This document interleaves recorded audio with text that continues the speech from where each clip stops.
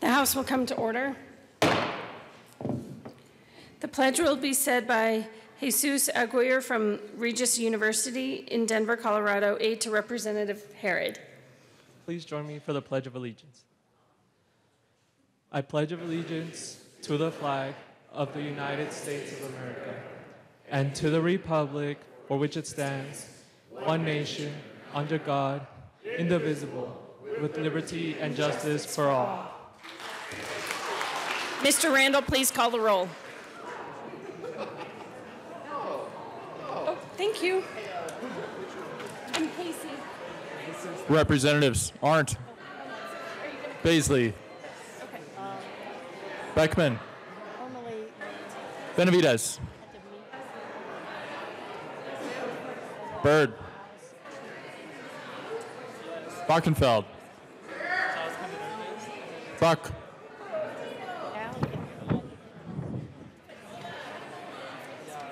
Representative Buck, Buckner, Buntale,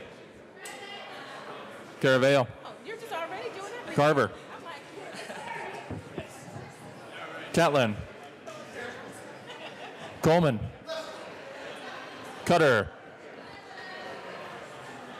Duran. Escar. Exum. Froelich. Galindo. And if you're gonna come, they can Garnett. Geithner. have up to 4 Gonzalez Gutierrez. but just check with me first. Sometimes Gray. it's full. But here, yeah. Hanson.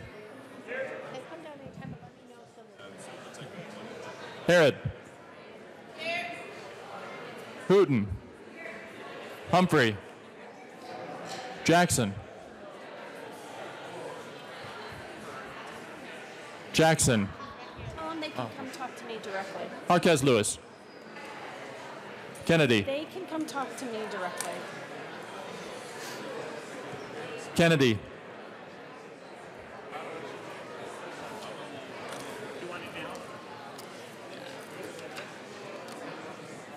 We're doing second reading. Oh, yeah, excuse. Yep. Yeah. Excused. Yeah, I gotta Kip. take it. Sure. I just Kraftharp. can't get my hip is Landgraf. Make it as comfortable as you possibly can. Landgraf. Okay. Thank you. Larson. Lewis. Liston. Lontine. McCluskey. McKean. McLaughlin. Melton. Just here. Melton. Michelson Janae. Molika.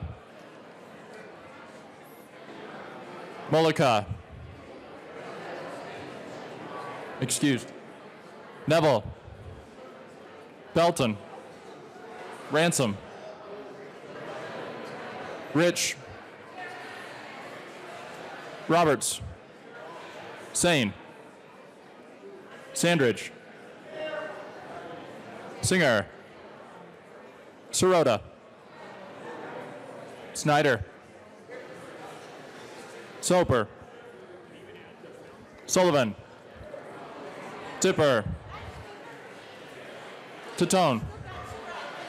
Valdez A. A. Valdez. Representative Molika is present. A. Valdez excused. Valdez D. Van Winkle. Weissman. Will. Williams.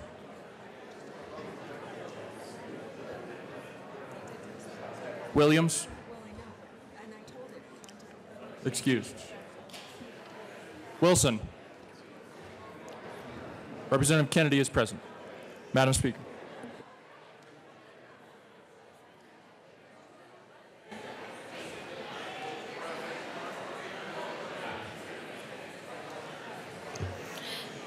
Representative Larson. Oh, wait just a minute. With 62 here, 3 excused, and none absent, we have a quorum. Representative Larson. Thank you, Madam Speaker. And let's try this again. Madam Speaker, I move the Journal of Monday, April 1st, 2019 be approved as corrected by the Chief Clerk. You have heard the motion. All those in favor say aye. Aye. All opposed say no. No. Representative Larson, you don't have many friends in the gallery. You're going to have to work on that. I'll let the motion go this time.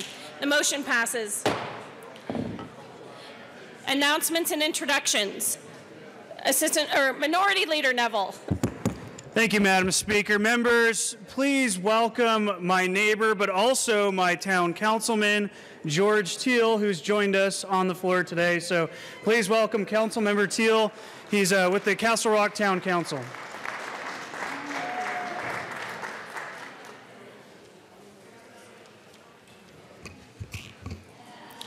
Representative Sandridge.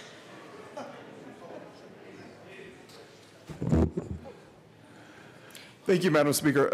I just want to recognize today is Colorado Christian University's Day at the Capitol. They are here, so can we give them a hand and welcome them? Woo! Thank you, Madam Speaker.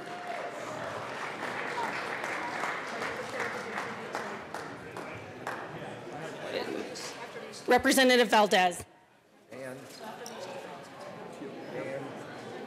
And Wilson. Thank you, Madam Speaker. It's an honor to serve with you. Members, we wanted to come down to the well today to inform you today, April 2nd, is a deadline for Colorado Parks and Wildlife's applications, not only for the residents of Colorado, but people all over the world to come and apply for hunting and fishing here in the great state of Colorado. Some of the values that we have installed in here in the state for our communities to increase tourism, but also I want to let you know, fill out those applications by 8 p.m. tonight. Today's the last of the deadline. Representative Wilson. Thank you, Madam Speaker. Colleagues, if I could have your attention for a moment, please. Representative Valdez pointed out that today was the last day that you could apply. I just want to point out, this is actually the all-organic, non-GMO, free-range opportunity in the state of Colorado, and a shout-out to any of you that may be vegans. If you're unsuccessful hunting, that's your only option. Thank you.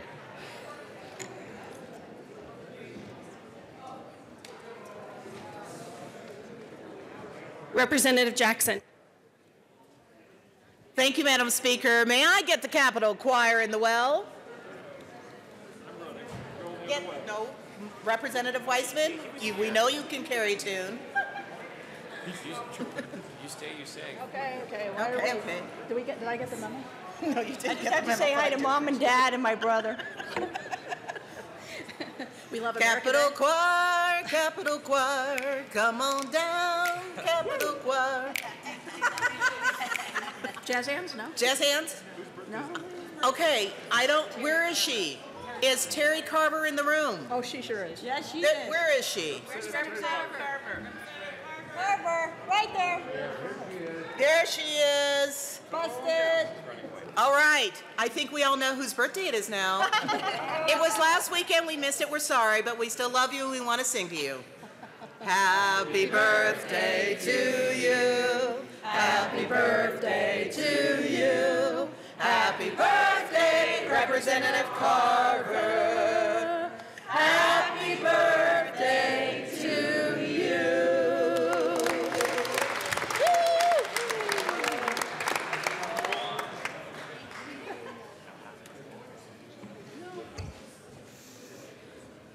Representative Liston. Thank you, Madam Speaker. Members, the good news is I'm not giving any economic news today, though there's lots of good economic news.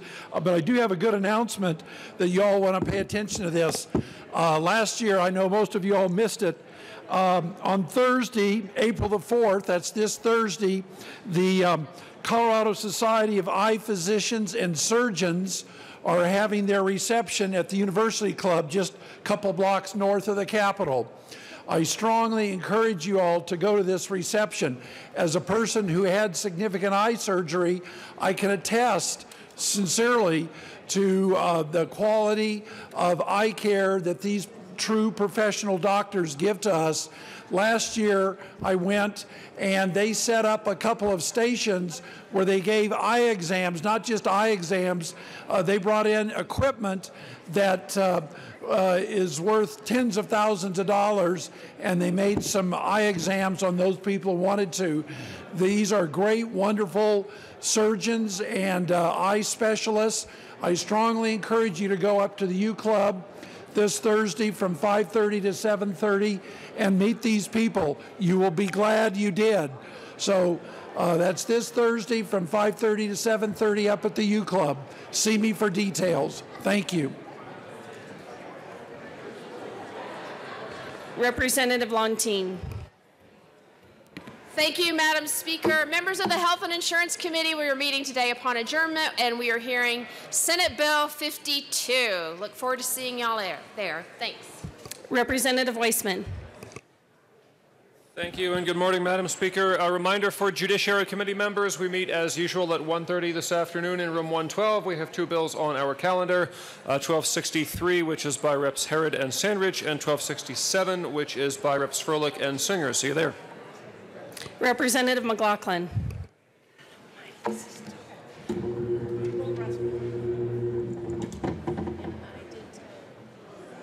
Thank you, Madam Speaker. Okay, Education Committee, we have 4 bills going today. We have 1241, Senate Bill 003, 1252, and 183. We look forward to seeing you there. Thank you. Representative, do you have a tribute? Yes. Can you wait just a sec? Representative Kraft-Tharp. No. Okay. Representative Kennedy. Thank you, Madam Speaker. State Affairs will be meeting this afternoon in LSBA at 1:30 to hear House Bill 1278, House Bill 1243, and House Bill 1266. Any other? Okay, Representative Sane. Thank you, Madam Speaker. I have a tribute and ask it to be read at length.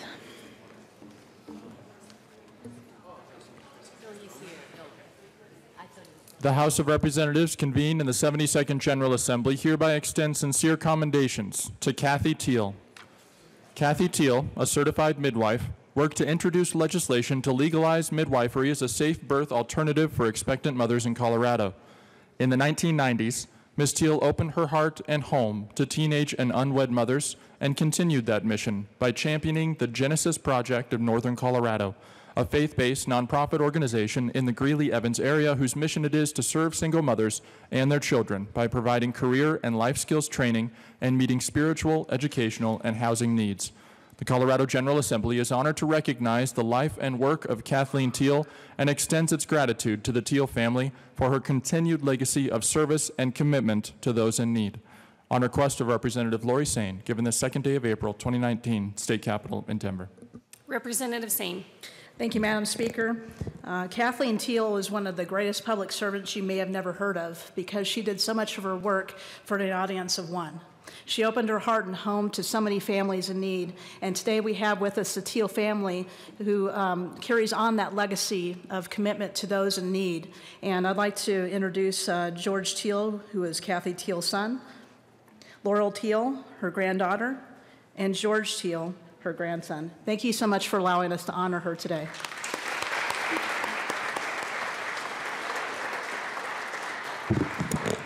Thank you for joining us, Teal family. Representative Buck.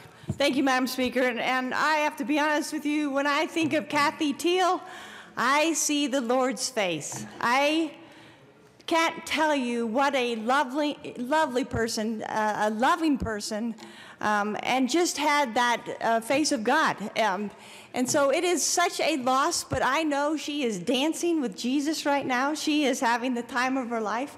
It leaves a hole in our hearts that she's no longer here in our earthly form. But I just want to thank the Teal family for being a part of taking care of her and bringing her to our lives, the Buck family. And thank you so much for being here today. Representative Tipper. Thank you, Madam Speaker. I also have a tribute, and I ask that it be read at length.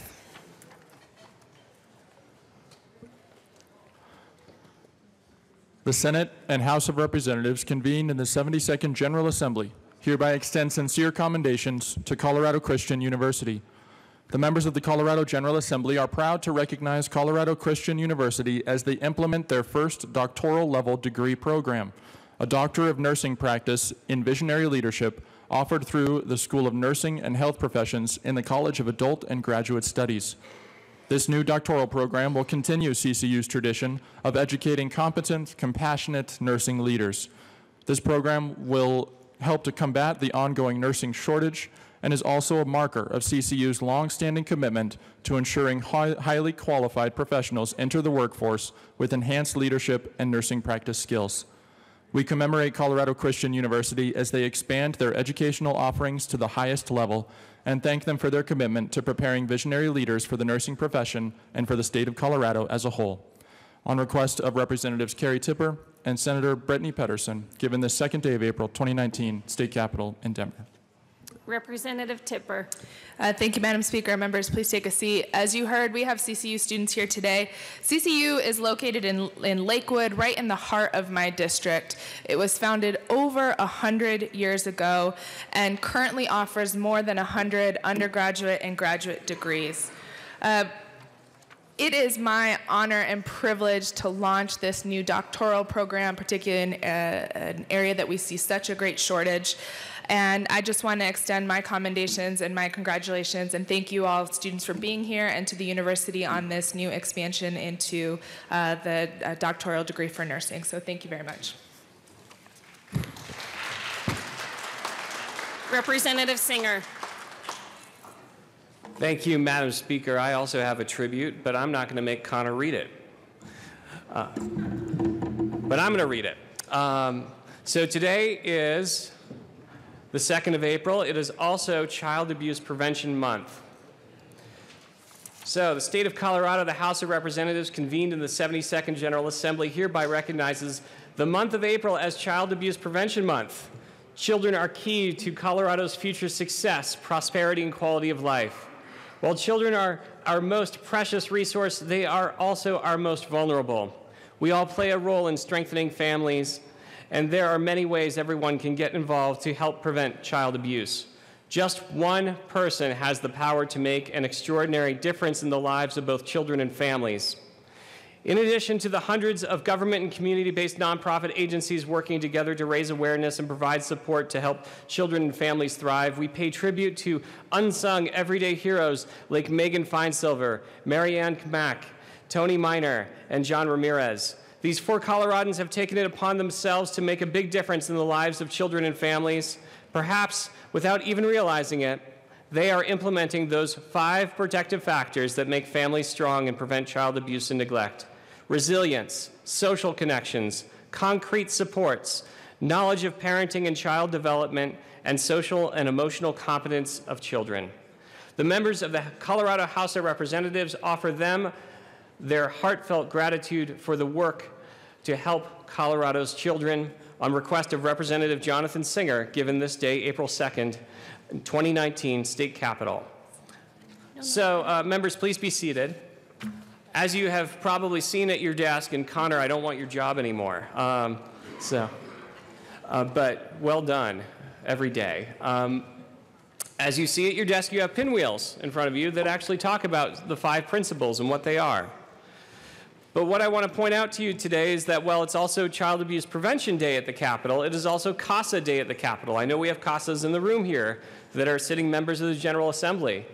I'm also proud to see as you look to your, as I look to my left or to your right and also up in the gallery, show your pinwheels, folks. Just a few individuals here, community partners who are here to remind us that every child deserves a great childhood. You all work incredibly hard to make Colorado families stronger, including representatives from Colorado County Human Services and public health departments, CASAs and nonprofits, early childhood councils, home visitors, foster parents, and parents. So I want to put a special thanks out there to Illuminate Colorado, the Zoma Foundation, the Kemp Center, CASA in Colorado, the Rocky Mountain Children's Law Center, the Colorado Departments of Human Services and Healthcare Policy and Finance, and all of our local county human services departments, because they're doing this work 24/7. When we clock out at midnight, they're still on. When we clock in at 6 a.m., they never left. This is what these folks do, is they show up and they show up for kids. And there are 4 individuals I'd like to specifically recognize here today, and I'm not going to read their tributes to save us a little bit of time this late in the session, but I do want to recognize them. The first one being Megan Feinsilver. As foster parents, Megan and her husband were overwhelmed by their community's outpouring of support and essential items to help them focus on bonding with the kids rather than running errands. Seeing firsthand how important this generosity was to their family, Megan opened up Closet Cooperative to provide foster parents with clothing for children in their care. The goal of the Closet Cooperative is to alleviate the pressure of buying clothes so that caregivers can concentrate on providing the things that children need most, love and support. Megan could have stopped there, but she saw a bigger need and opened the Closet Cooperative to refugees, parents who have reunited with their kids after foster care, or anyone who needs a little extra help. Another foster adoptive mom told us that Megan is a rare gem who serves with a full, joyous heart without hesitation. Colorado families are better thanks to Megan and the Closet Cooperative. So on behalf of the state of Colorado, thank you, Megan.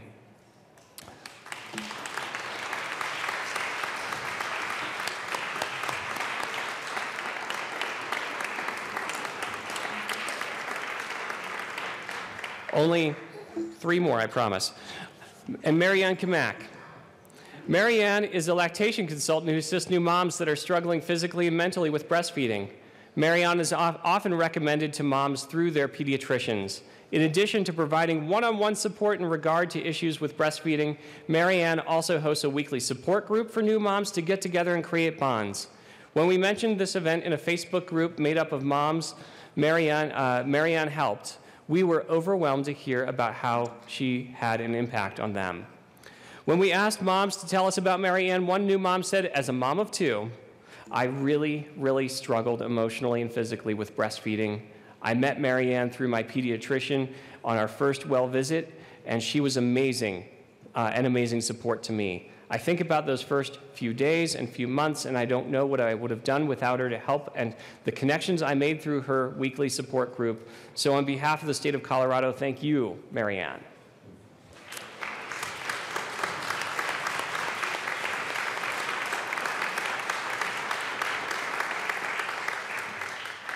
And then we have Tony Miner. Tony Miner not only leads but is unconditionally dedicated to the Circle of Parents in Recovery group. This is a weekly self-help support group for parents who want to build social connections with their peers, learn parenting skills and tips, and continue their journey through recovery from addiction. It has been a lifeline for parents in our community. Tony personally coordinates and oversees specialized parent support groups to help strengthen families. On behalf of the state of Colorado, we are facing the biggest addiction crisis we have seen in over a generation. So on behalf of the state of Colorado, thank you, Tony.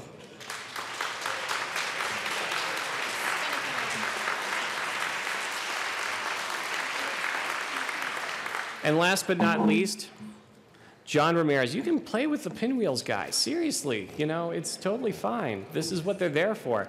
John Ramirez has been an active leader in the Circle of Parents program through Illuminate Colorado for the past 2 years.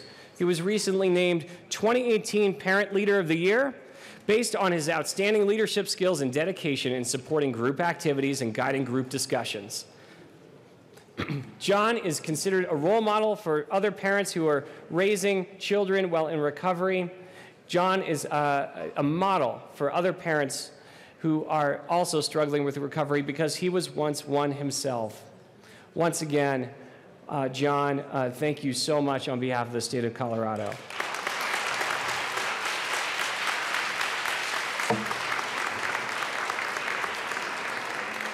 And members, this is the only time I'm going to lie to you. I had one other individual that I wanted to share with you, and that is Ruth Atchison, who is a lawyer and guardian ad litem who serves the counties in the San Luis Valley. She wasn't able to join us today, but I just want to recognize her for her daily responsibilities as an advocate for Colorado's kids, late nights, odd hours, the weekends she puts in. Thank you, Ruth, and thank you to our 4 unsung heroes who are with us. Please, once again, to our 4 unsung heroes, we are grateful for what you're doing to support and strengthen families here in Colorado.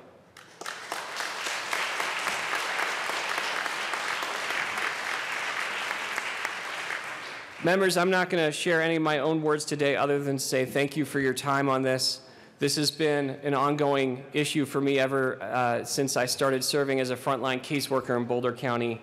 It's time that we all take stock of what's really important as our budget comes up and to think about that moral document that will actually provide the support for these kids to ensure that they can have the childhoods that they deserve. Thank you, members.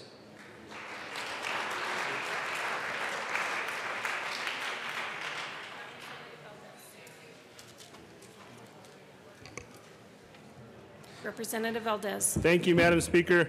Thank you, Representative Singer, for bringing this tribute forward. Members, hold your pinwheel high. Yes, hold them up high for prevention, for education, and for every child, and for awareness for every kid. Thank you.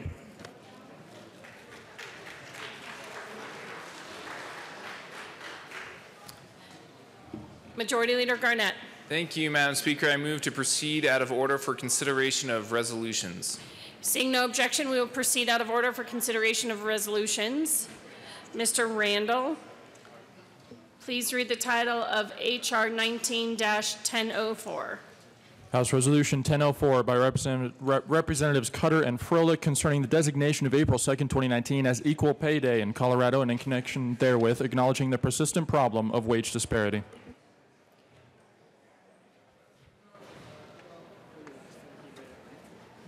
Yeah. Representative Froelich. Thank you very much, Madam Speaker. It is an honor to serve with you. It is an honor to serve with you. We ask that the resolution be read at length. We move it for you. Oh, we move the resolution and ask that it be read at length. There you go. Resolution H.R. 19-1004. Whereas 55 years after the passage of the Equal Pay Act of 1963 and Title VII of the Civil Rights Act of 1964, women, particularly women of color, continue to suffer the consequences of being paid less than men for doing the same work. And whereas, according to a report released in 2018 by the Women's Foundation of Colorado and the Institute for Women's Policy Research, Colorado women earn just 86 cents on the dollar compared to their male counterparts. And whereas, based on its 2018 research, the Institute for Women's Policy Research estimates that women in Colorado will not receive equal pay until 2057 if progress continues at the same rate as it has since 1960. And whereas the wage gap is not only discernible by sex, but also by race and ethnicity. And whereas a comparison of the earnings of women of each racial and ethnic group to the earnings of white men shows that white women in Colorado earn 78 cents for every dollar earned by the average white man, followed by Asian Pacific Islander women at 70 cents, black women at 63 cents, indigenous women at 56 cents, and Latina women at only 54 cents. And whereas, based on today's wage gap, over the course of a 40-year career, a white woman would lose $403,440, a black woman would lose $867,920, and a Latina woman would lose $1,056,120. And whereas a lifetime of lower pay means women have less income to save for retirement and less income counted in a Social Security or pension benefit formula. And whereas earnings for both female and male full-time workers tend to increase with age, though earnings increase more slowly after age 45 and even decrease after age 55, the gender pay gap also grows with age. The differences among older workers are often considerably larger than differences among younger workers. And whereas, in 2016, among full-time workers aged 20 to 24, women were paid 96% of what men were paid on a weekly basis. But as workers grow older and progress in their careers, median earnings for women grow more slowly than median earnings for men. From ages 25 to 54, women are typically paid 78 to 89% of what men are paid, depending on age, and by the time workers reach ages 55 to 64, women are paid only 74% of what men are paid. And whereas there exists a strong business and public interest case for equal pay for equal work, and whereas equal pay would cut the Colorado poverty rate in half, from 5.6% to 2.8%, and whereas equal pay policies can be implemented simply and without undue costs or hardship in both the public and private sectors, and whereas closing the pay gap between men and women strengthens the security of families and eases future retirement costs while enhancing the Colorado economy by raising gross domestic product by $9.2 billion. And whereas April 2nd, 2019, is the day chosen to symbolize the time of year at which the average wages paid to American women begin to catch up to the wages paid to men from the previous year for the same work. And whereas we recognize that the problem of pay disparity impacts different communities across the state more significantly, Asian Women's Day of Equal Pay would be March 5th. White Women's Day of Equal Pay would be April 19th. Black Women's Equal Day of Pay would be August 22nd. Indigenous Women's Day of Equal Pay would be September 23rd. And Latina Women's Day of Equal Pay would be November 20th. Now therefore be it resolved by the House of Representatives of the 72nd General Assembly of the State of Colorado that we, the members of the Colorado House of Representatives, proclaim Tuesday, April 2nd, 2019 to be Equal Pay Day in the state of Colorado, and we urge governmental agencies, nonprofit and labor organizations, businesses, and individuals to take steps to implement equal pay policies to help close the wage gap but for Colorado's women and minorities.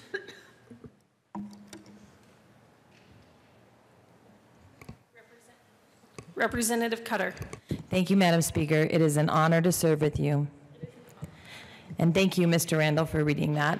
62% of single mothers in our state lack adequate income to take care of the basic needs for their families, including housing, food, child care, and health care. And this is up from 54% in the year 2000. Do we want to continue to go backwards in Colorado? If women in our state were paid the same as men, there would be 50% fewer women in poverty, and $9.2 billion would be generated in our economy. Equal pay will not only be good for families, it will be good for business. In 2017, more than 150,000 Colorado women, and the men in solidarity with them, stood up for equity and equality for all women everywhere. Equity as in fairness, equivalent treatment in regards to rights and benefits. Equality in the sense that every one of us deserves the same rights, responsibilities, and opportunities. I was very proud to be part of the Women's March in 2017 and 2018, a movement that served to consolidate and amplify the voices of women who continue to be marginalized in our society. Equal pay for equal work is a fundamental step, and is the action that will propel women forward to participate more fully and completely on every level in our society. I'd like to take a moment to acknowledge 4 of my March co-organizers who were able to attend this morning. I'm proud to have worked and walked alongside all of them to advocate for all women, our mothers, our sisters, and our daughters. Please welcome Jessica Rogers, Jolie Bronner, Carrie O'Grady, and Angela Assel.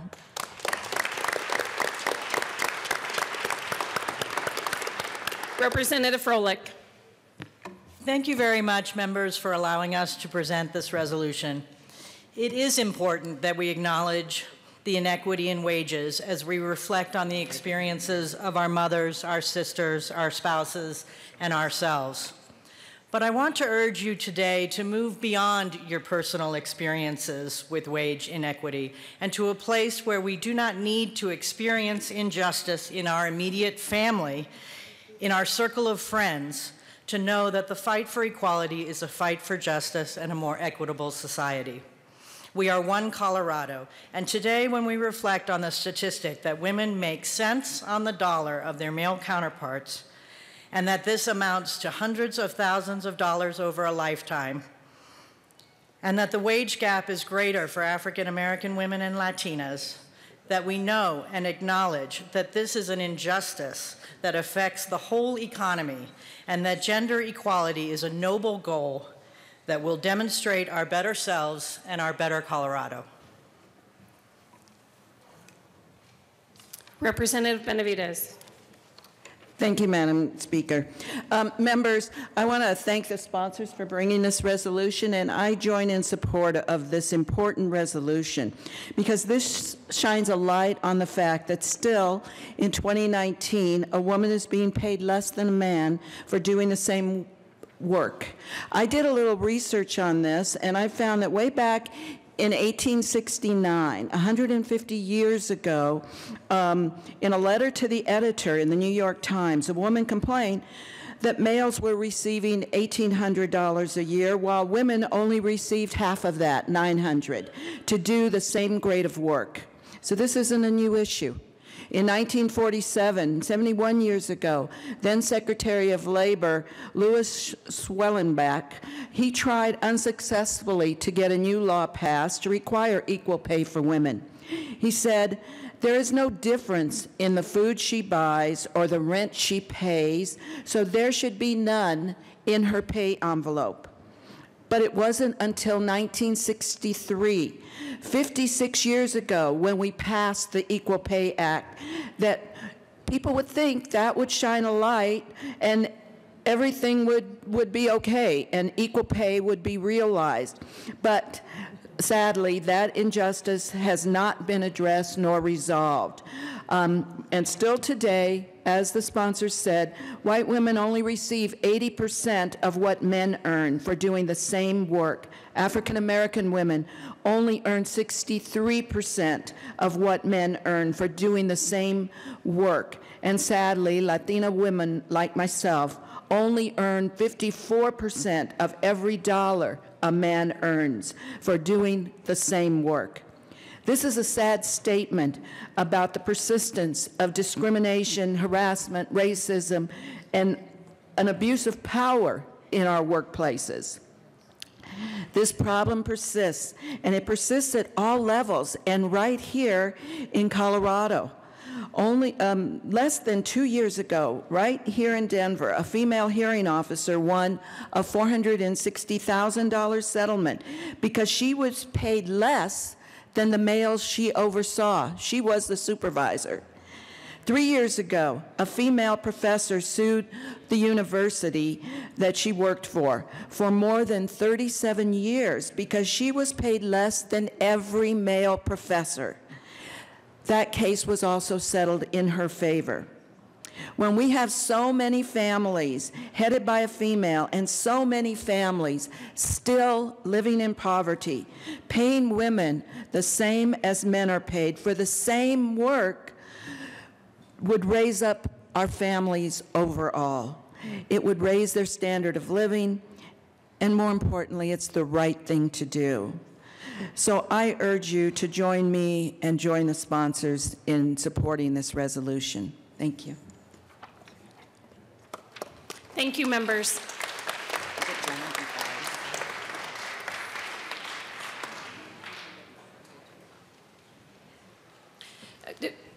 Representative Cutter and Froelich, we still have to, Representative Cutter and Froelich. So we still have to pass the resolution. Is there any further discussion? Seeing none, the motion before us is the adoption of H.R. 1004.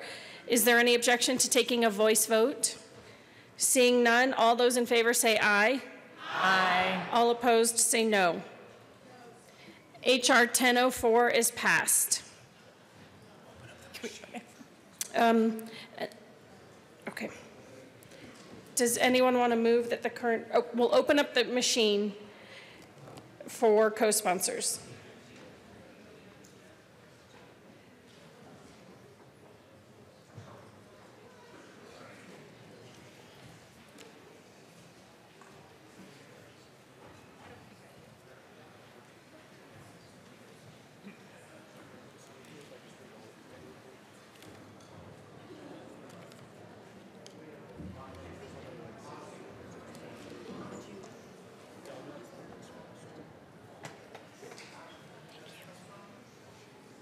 Please close the machine. Okay. Reports of committees of reference. Committee on Appropriations. After consideration on the merits, the committee recommends the following bills be referred to the committee of the whole. Field recommendation unamended. House Bill 1222, Senate Bill 203, Senate Bills 208 through 213. The committee also recommends that Senate Bill 207 be amended as follows, and as amended be referred to the committee of the whole. A favorable recommendation. Committee on Finance, after shares the merits of the committee as following. House Bill 1189 be amended as follows, and as amended be referred to the committee of the whole. Favorable recommendation. House Bill 1245 be amended as follows, and as amended be referred to the committee on Appropriations. Favorable recommendation. House Bill 1257 be amended as follows, and as amended be referred to the committee on Appropriations. Favorable recommendation. House Bill 1258 be amended as follows, and as amended be referred to the committee on Appropriations. Favorable recommendation. Committee on Rural Affairs and Agriculture, after shares the merits of the committee as following. House Bill 1259 be referred to the committee on Appropriations. House Bill 1264 be amended as follows, and as amended be referred to the committee on Finance with favorable recommendation. Majority Leader Garnett.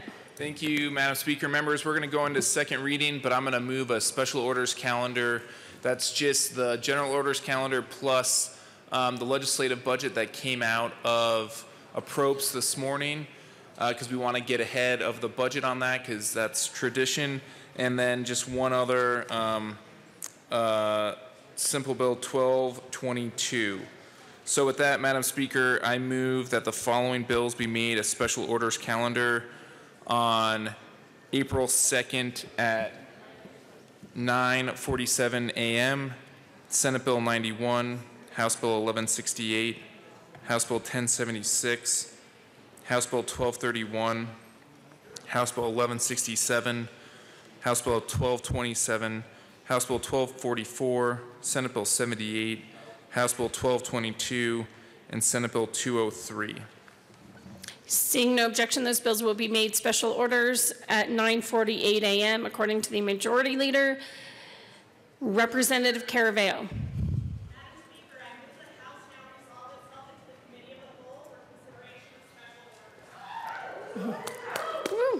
Seeing no objection, Representative Caraveo will take the chair.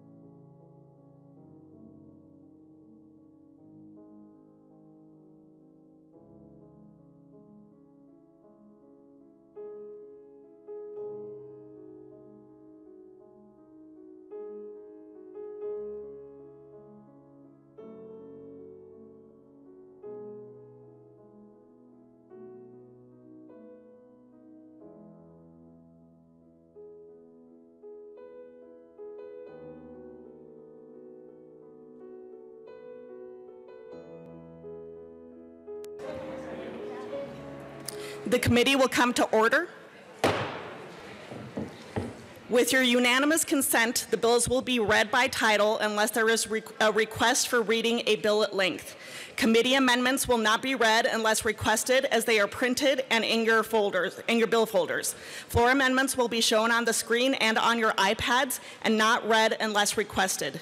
Bills will be laid over upon motion of the Majority Leader, and the coat rule is relaxed.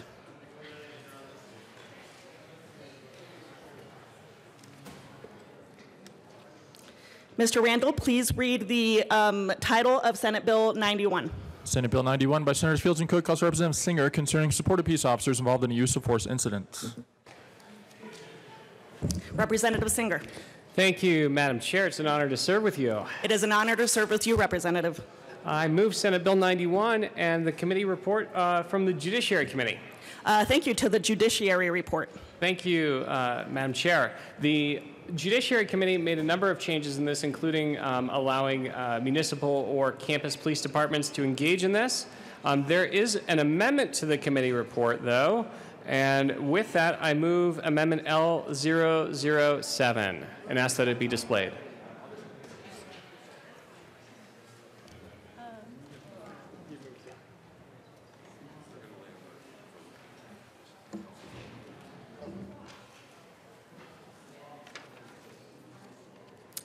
The amendment is properly before us. Please proceed. Thank you, Madam Chair. Basically, what Amendment L007 does is it strikes Section 2 of the bill. The committee had a number of questions about, well, not all of Section 2, but strikes the portion dealing with where the mental health peace officer support grant program is going to, what it's going to do. And so what we did is we saw another bill that you're going to hear about a little bit later today that's actually going to expand that program and provide some improvements. So to prevent any sort of confusion, we've asked to strike that language from this bill and that committee report, and I ask for an aye vote on Amendment L007. Is there any further discussion on Amendment L007 to the Judiciary Committee report? Seeing none, Representative Melton. Thank you, Madam Chair. And while we're still kind of going over some of the changes of this, I guess I'm concerned about maybe some of the provisions that this might be taking out. And so I'm hoping maybe the sponsor could just kind of reiterate some of those changes and re-detail them out, because this is going to change this policy quite a bit. Representative Singer. Thank you, Madam Chair, and I'm happy to go through that section by section, line by line, if people are interested. So I appreciate the interest in this. So essentially, when we pull up the re-engrossed version of this,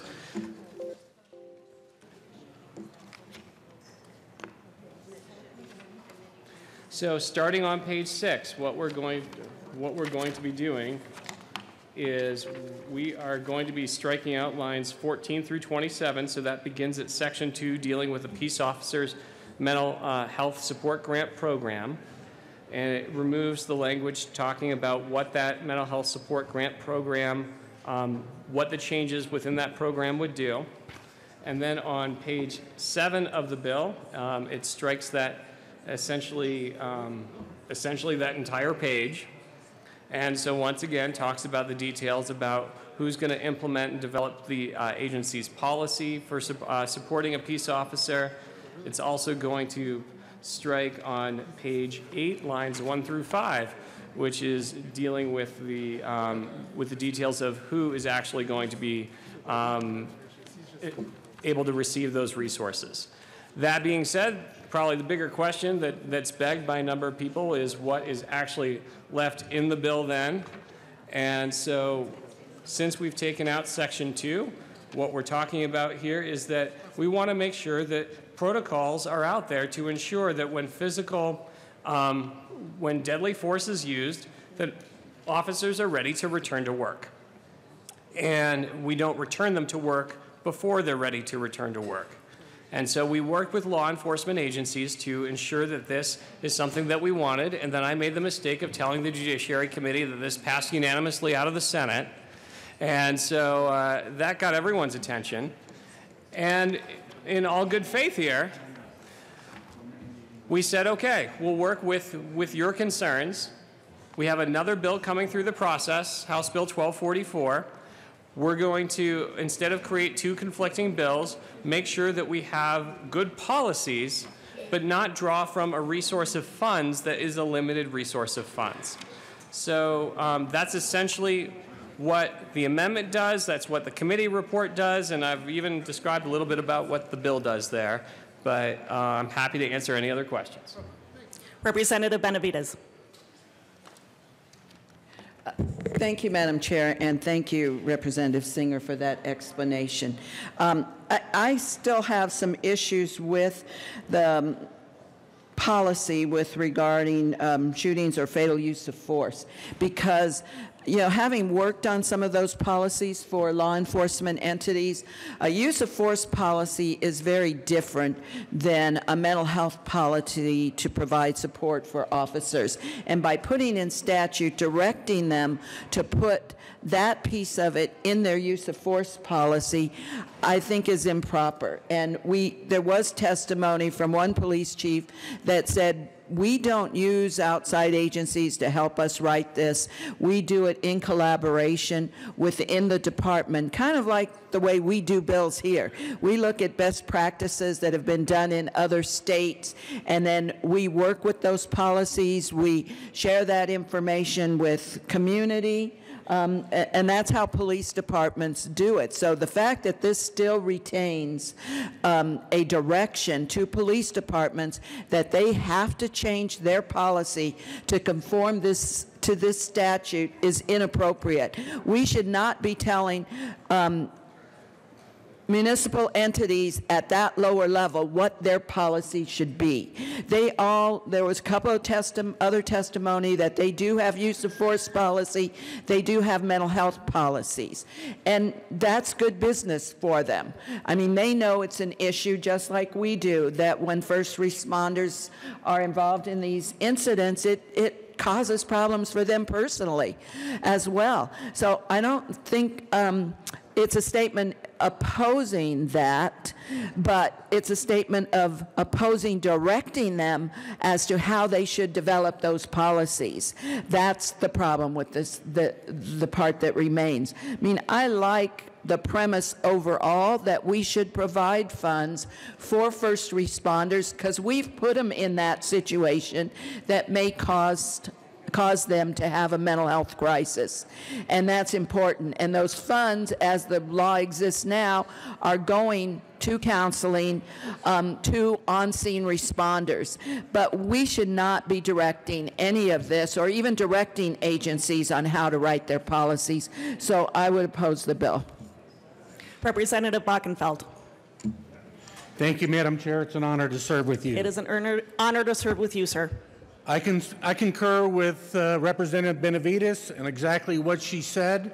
The larger law enforcement agencies within the Front Range here already follow these practices, and it's just a mandate on medium and small size law enforcement agencies throughout the rest of this state, which I believe that it is, and I concur. These are good, best management practices that should be incorporated, but they shouldn't be mandated. It's a local control issue. I ask for a no vote. Representative Singer. Thank you, Madam Chair. I won't belabor the point other than to respond to folks. Members, this bill started out in a very different place than where it's ended up today. This has been the work product of a lot of compromise. We worked with the police chiefs, we worked with the sheriff's organizations, we worked with the Fraternal Order of Police. And you know what? This is a statewide matter of concern. This is why we're working on this, because the person who is the victim of an officer-involved shooting, the officer themselves may not even live in the individual jurisdiction where they are. We want to set the template, but we want to bring them to the table as well. The bill itself requires that the National Sheriff's Association, the International Association of Chiefs of Police, the Fraternal Order of Police, all work together on this to create policies that are right-sized for every department. And while some departments are doing this today, most departments are doing this today, needs to be a continued work in progress. No police officer signs up to do their job to hurt somebody else. Their job and their calling is to protect and to serve. But when duty calls and fatal force is involved, we need to make sure that those officers are taken care of in a way that they can get back to work and make sure that they can continue to protect and serve and not potentially pose a danger to themselves or to their others or to their own career, which we want them to be able to return to. This is about mental health. And mental health knows no local control. These are best policies, not mandated, but actually worked out at the local level and agreed to by those local agencies. And so with that, I ask for your aye vote. Is there any further discussion on the amendment? Seeing none, the question before us is adoption of L007 to the Judiciary Committee report. All those in favor say aye. Opposed, no. The ayes have it. The amendment passes. To the bill.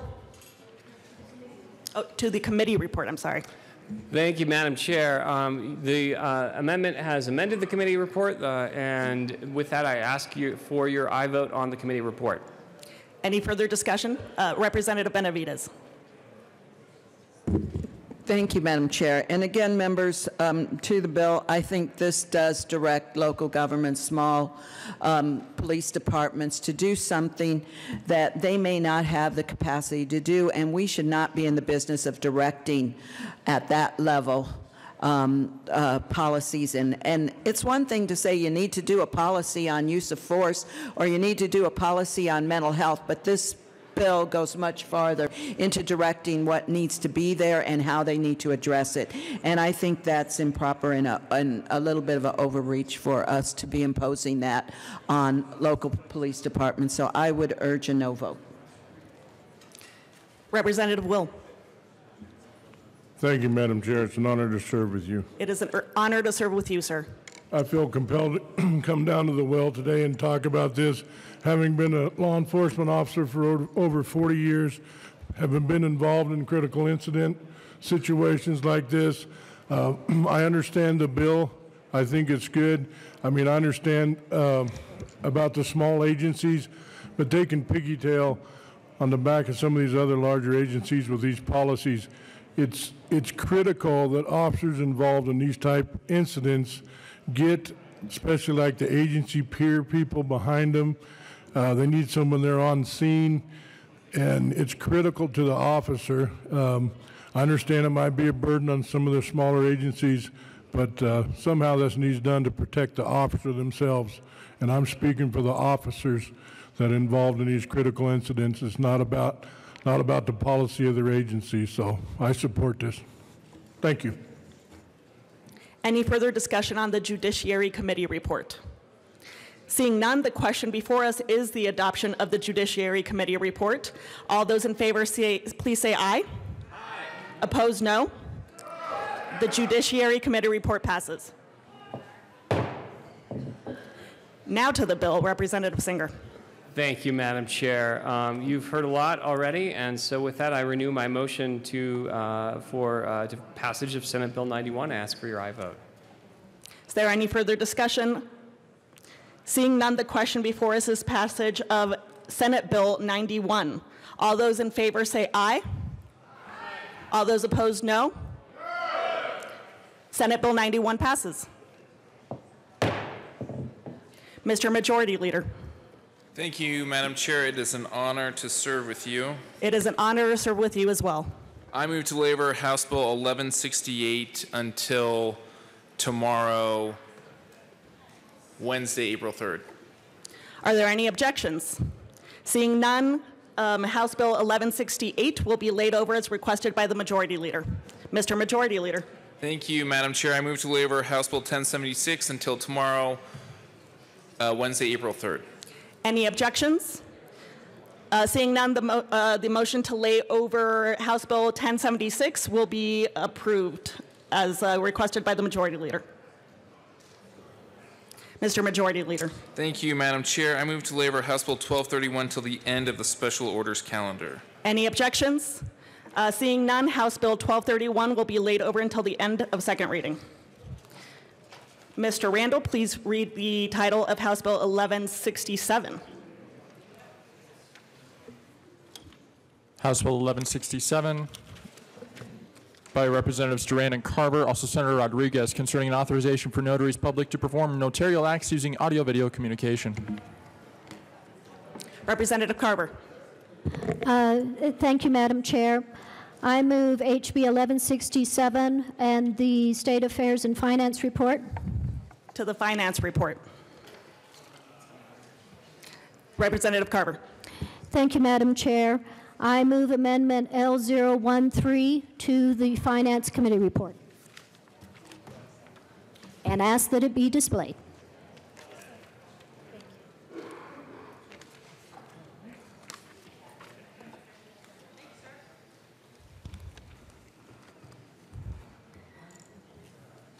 The amendment is properly before us. Please proceed. Thank you, Madam Chair. Colleagues, in order to understand the amendment, I just want to make a few key points about this bill, which you may have had several conversations on, I suspect. The remote notarization is a technology that allows an individual to do a notarized signature not in the presence of a notary public. So the notarized signature, the process of determining the identity of the individual, the identity of the witness, the nature of the document that's being notarized. All of that under remote notarization is done by a videotape that is done over the internet. And with this new technology, there has been discussion across the country. How do we ensure that there is not abuse, particularly of vulnerable populations like our senior citizens and others? How do we ensure integrity of that the individual is who they say they are, that the document is what is represented? And so that is the sweep of this bill. Going to the amendment,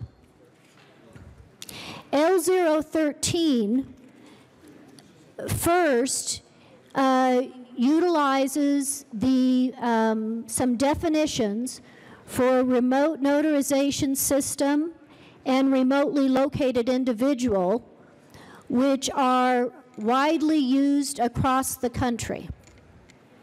And so we wanted to make sure that the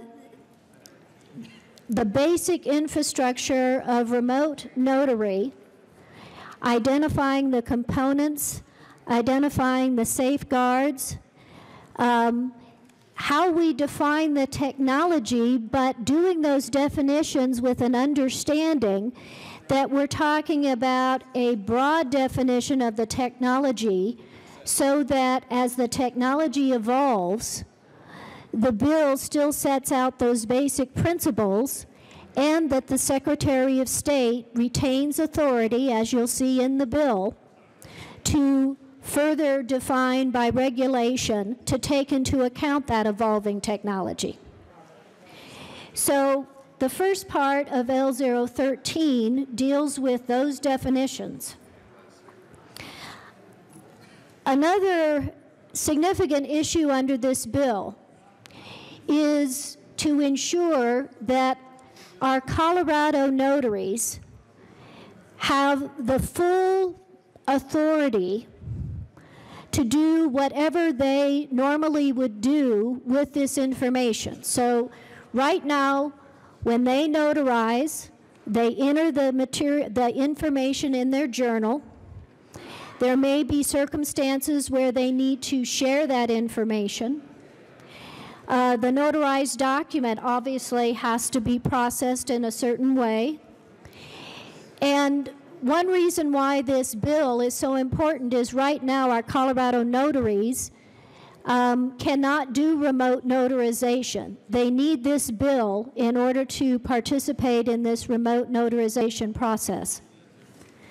The language on lines 16 and 17 and 18 and 19 is where we are making absolutely sure in discussion with Colorado notaries that they are fully able to use the information and the remote notary system to complete the notarial act, to provide the information wherever it might be required by local government, state, or federal law. And that you'll see that the language in the current bill that talks about affecting the transaction, we're making that, clarifying that to ensure that you can process and do whatever you need to do with the notarized document. That's really the language changes in 16 through 19. But the whole gist of this amendment is to make absolutely sure, which is why Colorado notaries are in such strong support of this bill, that they are have full authority to provide the information that is generated as part of this remote notarization in all the different ways they need to under local, state, and federal law, and that there also is no restriction, no impediment, no barrier to however that notarized document needs to be processed. So that, in summary, is Amendment L013, and we would ask for your support. Representative Duran. I would ask for a yes vote on this amendment. This amendment is supported by our Secretary of State, so I ask for a yes vote. Representative Melton.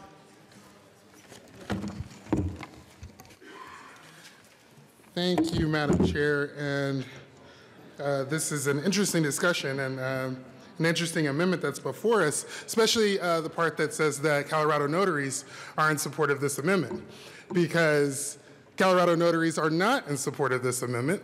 They've asked for an amendment, and this doesn't quite get them there. It's still written too broadly. So with that, members, I move L007 as a substitute amendment to L013. Ask that it be displayed. The amendment is properly before us. Please proceed. Thank you, Madam Chair. So this changes the definition of remote notarization system. The definition that is written and the one that is proposed is overly broad, and it would govern and regulate any technology that uses any notary, like Microsoft Windows, a keyboard, a mouse, every internet service provider, and et cetera. The sponsor's proposed amendment refers to another definition that is just as broad. Let's actually lay out the definition of what we're talking about and define it in a manner that encompasses the technology we are talking about. This amendment will amend remote notarization systems to mean a person who provides audio-visual communication technology, e-signing services, or record storage services pursuant to that of an employment or other agreement with a notary republic, and for the purposes of facilitating the performance of notarial acts under this Part 5. Members, this is what the National Notary Association has asked for, and I would ask for an aye vote. Representative Duran. Thank you, Madam Chair. L007 actually just narrows the definition of the system to the person, not the process which the remote notarization is taking place. And to say again, our Secretary of State does not support this amendment. Representative Garber. Thank you, Madam Chair. First of all, the Colorado notaries do support our bill with L013. Out-of-state groups might have various opinions, and that was the group cited in the previous discussion. That is not Colorado notaries. So Colorado notaries do support our bill, do support L013. And the other thing that I would just point out is this bill, L007, is making a very significant change, members. Our amendment, all the definitions of remote notarial system that you commonly see and which we're offering in L013 look at the system itself, the technology, where we're defining it in a broad way, again giving Secretary of State the authority to do regulations as the technology involves. Our definition in the underlying bill and in L013 talks in terms of that system. The fatal flaw in L007 is they're focusing on persons, not on systems. Again, this is a bad amendment. It does not fit with the bill. The Secretary of State opposes this amendment, and we would ask for a no vote on L007. Representative Melton. Thank you, Madam Chair. And again, I don't know who the Colorado notaries are, because there has not been a single notary that's come to a committee hearing in support of this bill. So I don't know who they are. I've heard from numerous notaries and e-notaries and the National Notary Association, and they say that the problem with the definition as proposed by the sponsors in the original bill and in the underlying amendment, it is too broad. It literally could capture the OS that the computer is using. It could literally capture the browser that the person is using. It could literally capture the manufacturer of the camera that the notary is using. It is that broad.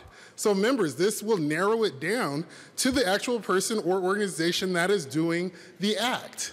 With that, members, again, I don't know who the Colorado Notary Association is. I'm going off of what I've heard from actual notaries, and I ask for an aye vote. Any further discussion on the amendment?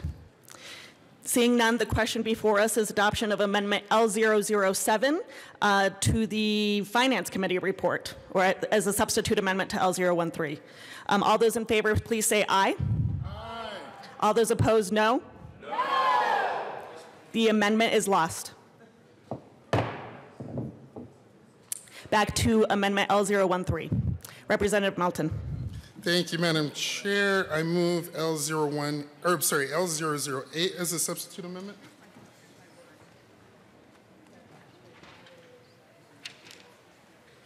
And ask to be properly displayed. The amendment is properly before us. Please proceed. Thank you. L008 addresses the recording. So this amendment would strike the script that no notarial law in the entire country, or let me explain first, I'm sorry. There's no notarial law in the country that has a script in it. I've never even heard of us putting a script into statute. Representative Carver. Thank you, but it deals with the same lines that the other lines.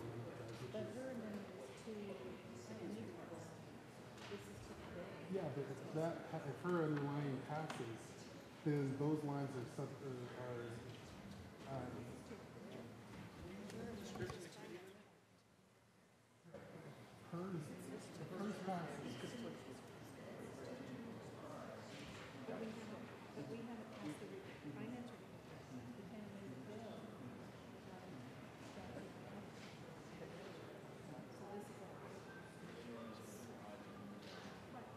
But if I move it on to the bill, it's settled because it's no longer the same line.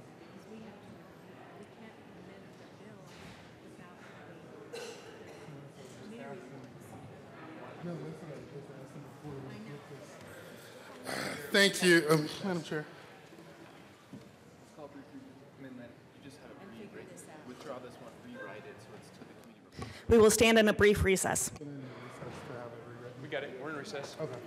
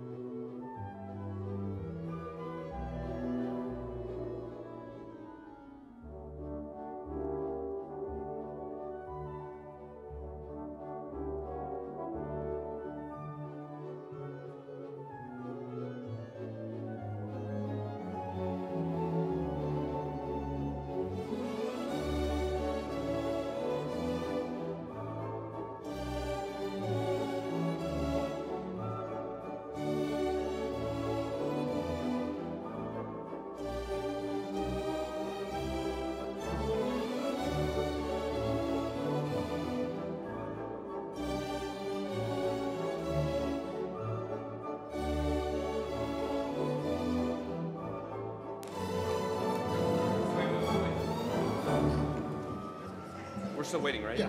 Okay. Yeah, it's just going to be a few minutes. Yeah.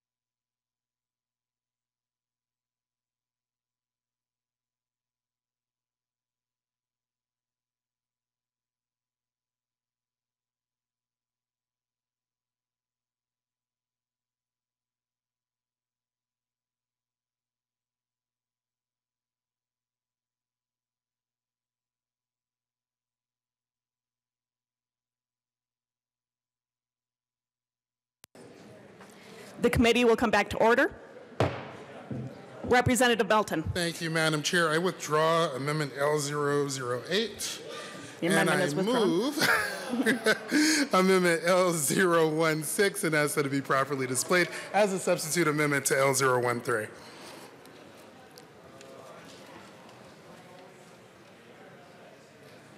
The amendment is properly before us. Please proceed. Thank you, Madam Chair. So as I was saying before, the amendment would strike out the script. And let me make sure that we're clear. There are no notarial laws in the entire country that have scripts. This is such a departure from the Uniform Law Commission's bill that I don't even know where to begin. This will cause notaries to commit technical errors which could invalidate notarial acts, sometimes months or years later, and threaten the very critical transactions which notarization is supposed to support. The bill also adds language that the individual would have to explicitly consent to the recording and state all recordings would include.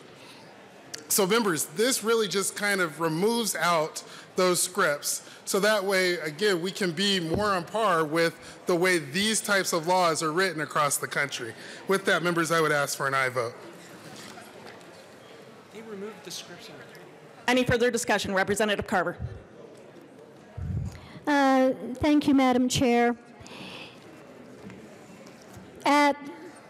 In previous committee amendments, we removed many of the attestation statements, again, as part of the stakeholder process. We are opposed to Amendment L016 for two reasons. First, it gets rid of the very important statements, identifying statements by the individual who's going to sign the documents, statements by the witnesses, statements about the nature of the transaction. And these statements being captured on the videotape are essential to provide integrity to the process. That is what this language does. It is core to the integrity of the process. And this language has been fully vetted. The other quite significant aspect of this amendment is that it is going to impact keeping the videotape limited to just the notarial act. So for that reason, members, we would ask for a no vote. Representative Duran. Thank you, Madam Chair. Yes, L6 would not only eliminate the storage notice, it eliminates the consent to the recording and the storage. It eliminates also the explanation of what is done by the notary. And if I can say again, Secretary of State does not support this amendment. I ask for a no vote. Any further discussion?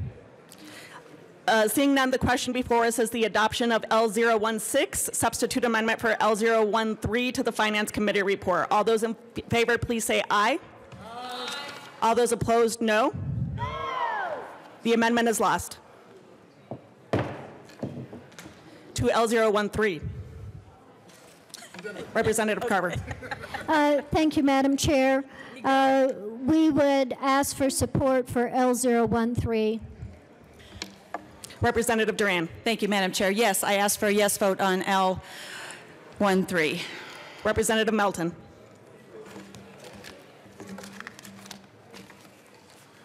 Thank you, Madam Chair. I ask for a no vote on Amendment L013. Like I said, there were some changes made into the bill, but it's not going nearly far enough. A lot of the scripts and a lot of the provisions of what has to be said are still remain in the bill, still remain in this amendment. And the definition, again, is still very broad. Again, it still would capture far more than just the person doing the act. It would capture, honestly, all the way up to the technology that's capturing the act and the manufacturers of that technology.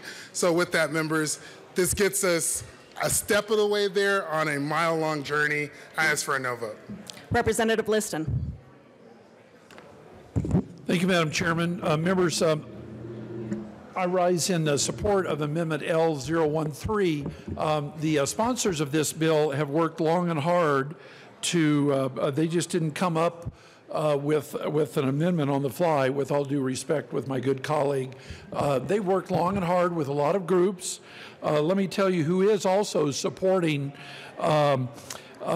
this bill 1167 along with the amendment is the Land Title Association of Colorado, the Colorado Association of Realtors, the Mortgage Lenders of Colorado, the Colorado Bar Association, and the American Civil Liberties Union. So this is a good bill, and it's even a better bill with Amendment L013. I urge and I vote. Any further discussion on the amendment? Seeing none, the question before us is the adoption of Amendment L013 to the Finance Committee report. All those in favor, please say aye. Aye. All those opposed, no. The amendment passes. To the Finance Committee report. Representative Carver.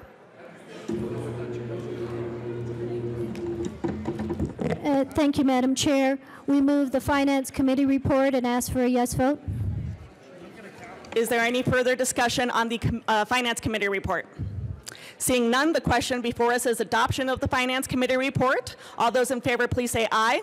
Aye. Opposed, no. The Finance Committee report passes. Representative Carver. Thank you, Madam Chair. I move the committee report from State Affairs and ask for a yes vote. Is there any discussion on the State Veterans and Military Affairs report? Representative Melton. Thank you. Appreciate you. Thank you, Madam Chair. I move L010 to the State Affairs Committee report. Ask that to be displayed.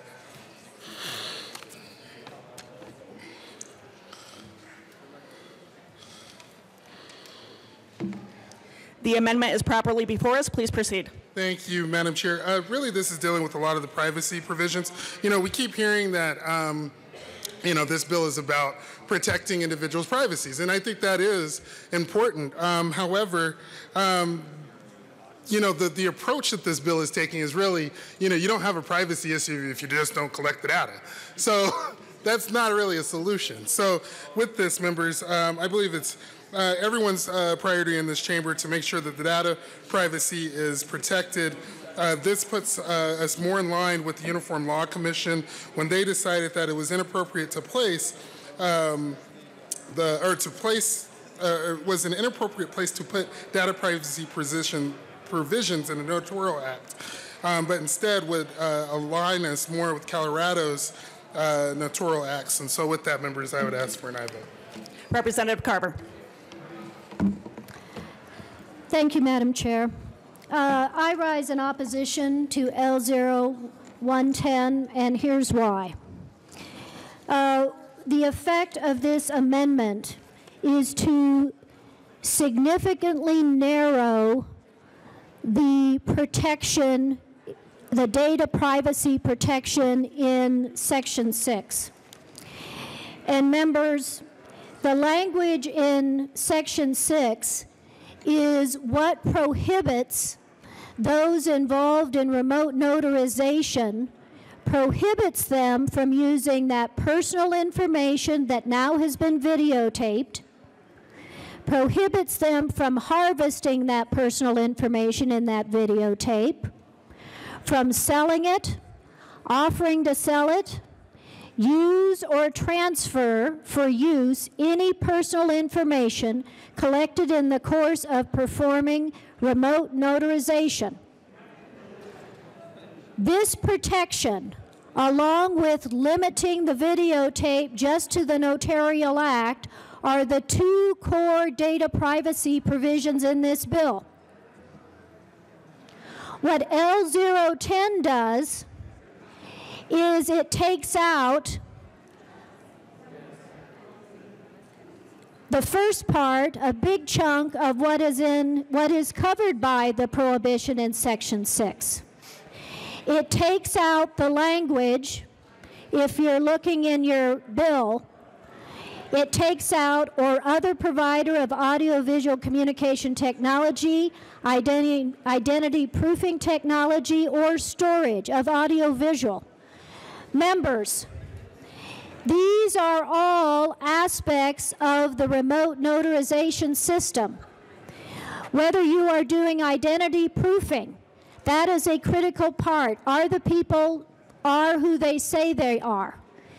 There is a section in the bill that talks about identity proofing, and Secretary of State writes regulations to ensure that integrity. This takes out the language on storage so that the prohibition doesn't apply to storage of this information. All of these different components have the capability to hold all this personal information in the videotape. If you delete them out of the language that the prohibition applies to, that means the data held by those systems are not subject to the prohibition on sale, transfer, and use of personal information. It's just that simple. You are narrowing with this amendment and creating a huge loophole. You are narrowing significantly the scope of the data protection provisions and creating a loophole for those to exploit this data outside this bill. Ask for a no vote. Representative Duran. Thank you, Madam Chair. Yes, this amendment simply weakens our bill and our consumer protection and protecting our consumer data. Once again, Secretary of State does not support this amendment. I ask for a no vote. Is there any other discussion? Representative Melton. Thank you, Madam Chair. And again, the solution to protecting people's privacy is just to say you can't collect it at all. That's not a solution. All right, and that's exactly what this bill is trying to do by having what is being left in without this amendment. It's basically saying you can't store any of this. Well, you might need to store some of this. You may need to have those records to be backed up. And when it comes to this notion, there's a false premise when it said that we want to keep these companies from selling the data. Members, there are federal regulations that already prohibit that. None of these companies are selling the data. So this is just a red herring in some ways of saying, we want to protect something that's not happening and that cannot happen under federal law. So what this does is it aligns us more with Colorado's data privacy laws, and it allows for there to still be a backup, but to make sure that there are guidelines set up to making sure that that data is protected. Members, I ask for an aye vote. Representative Carver. Thank you, Madam Chair. Well, respectfully to my colleague, the language in the bill specifically addresses ID proofing technology. That is a critical part of remote notarization. Storage is a critical part. All of these components are addressed in the bill. All of those components in this process are in the bill right now, subject to the data privacy prohibitions. So if you are storing the data, storing the videotape, You're completely free to do that business. What you're not free to do is to turn around and harvest that data for transfer or sale to somebody else. That is why this amendment is such a bad amendment. This amendment deletes out from Section 6 prohibited acts the following language: or other provider of audiovisual communication technology, identity proofing technology, or storage of an audiovisual recording created under a specific CRS subsection. Why did we have all that language in Section 6 as part of the prohibited acts? Because all those components have access to the personal data. All of those components are free to do their role in remote notarization, but we do not want them to be able to gather the information and offer it for sale or transfer. And yes, actually, there are some folks in the country that are doing it. So we ask for a no vote on this amendment. Is there any further discussion on the amendment? Seeing none, the question before us is the adoption of Amendment L010 to the State Veterans and Military Affairs Committee report. All those in favor, please say aye. All those opposed, no. The amendment is lost. Do you have another? Representative Melton. Thank you, Madam Chair. I move L012 and ask that it be displayed.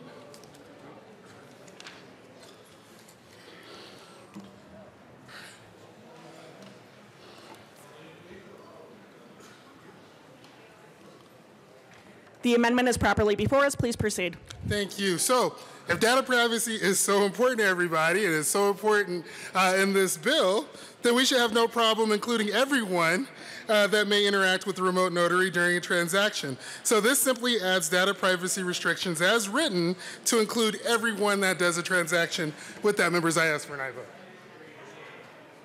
Any further discussion? Representative Carver. Madam Chair, may we have a brief recess? Yes, we'll go into a brief recess.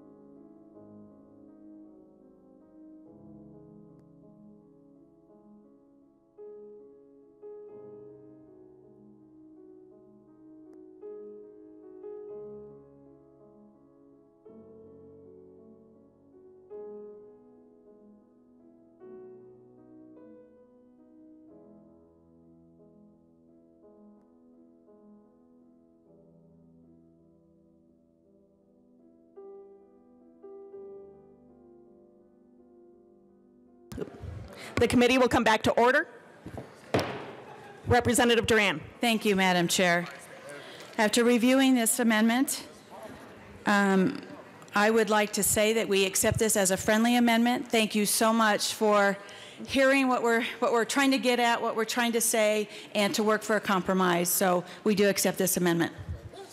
I would vote yes on this. Any further discussion on the amendment? Seeing none, the question before us is adoption of L012 to the State Veterans and Military Affairs Report. All those in favor, please say aye. Aye. All those opposed, no. The amendment passes. To the State Veterans and Military Affairs Committee report, Representative Carver. Thank you, Madam Chair. I move the State Affairs Committee report and ask for a yes vote.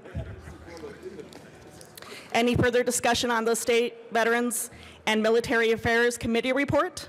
Seeing none, the question before us is the adoption of the committee report. All those in favor, please say aye.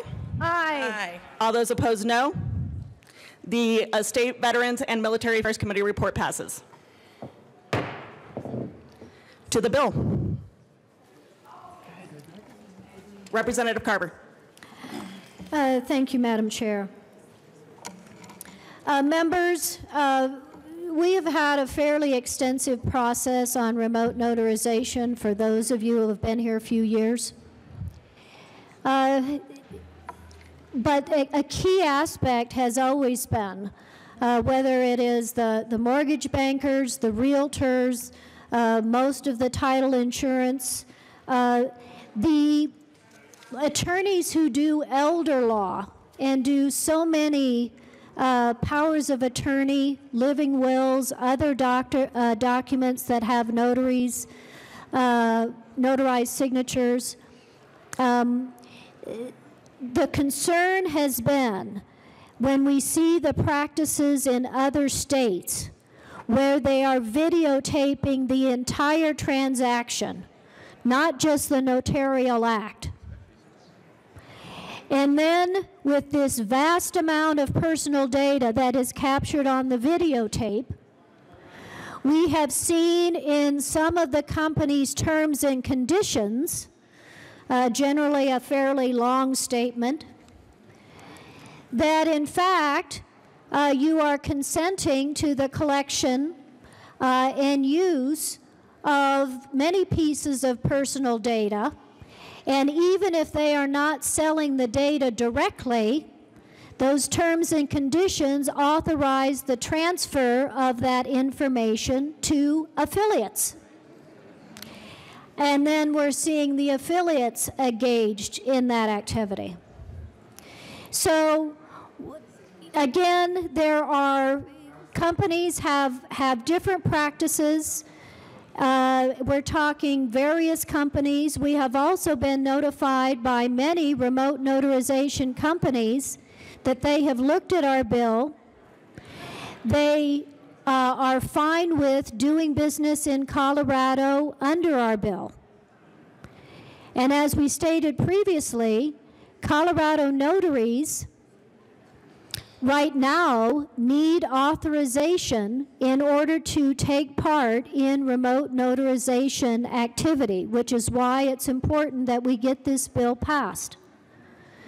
Another provision or aspect that has been brought up is that current federal law under Graham-Leach-Bliley takes care of this problem.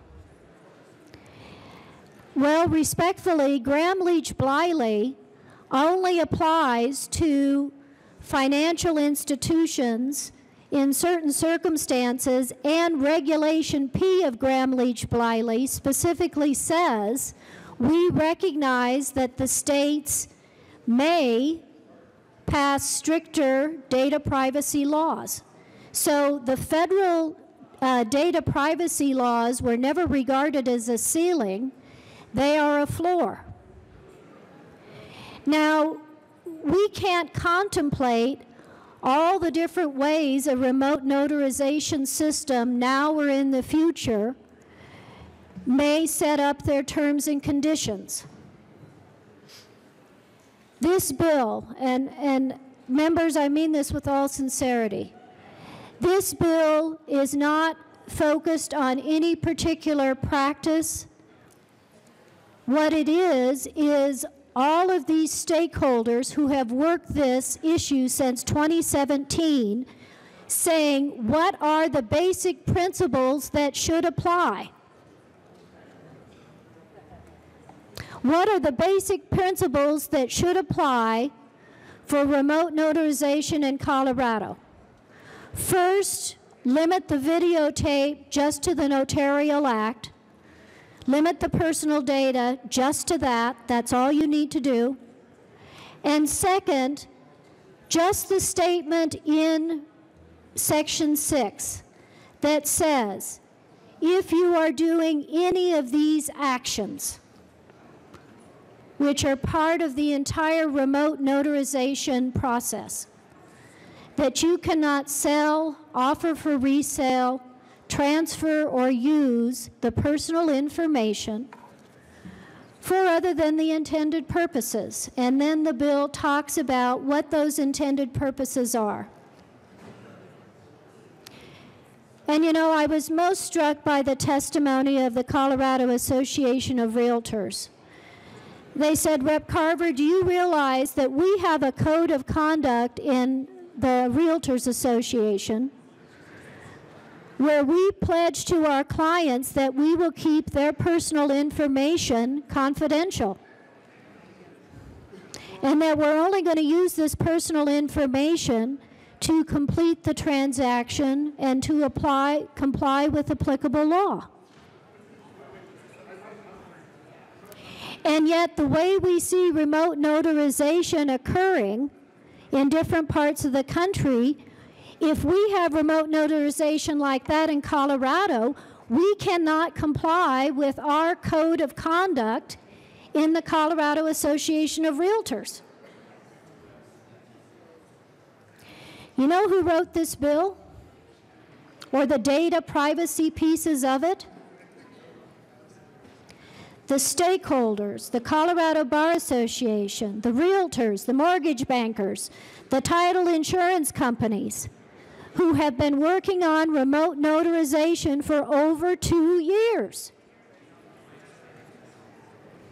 And they have said, this is what we need to do appropriate consumer data protection for Coloradans for remote notarization.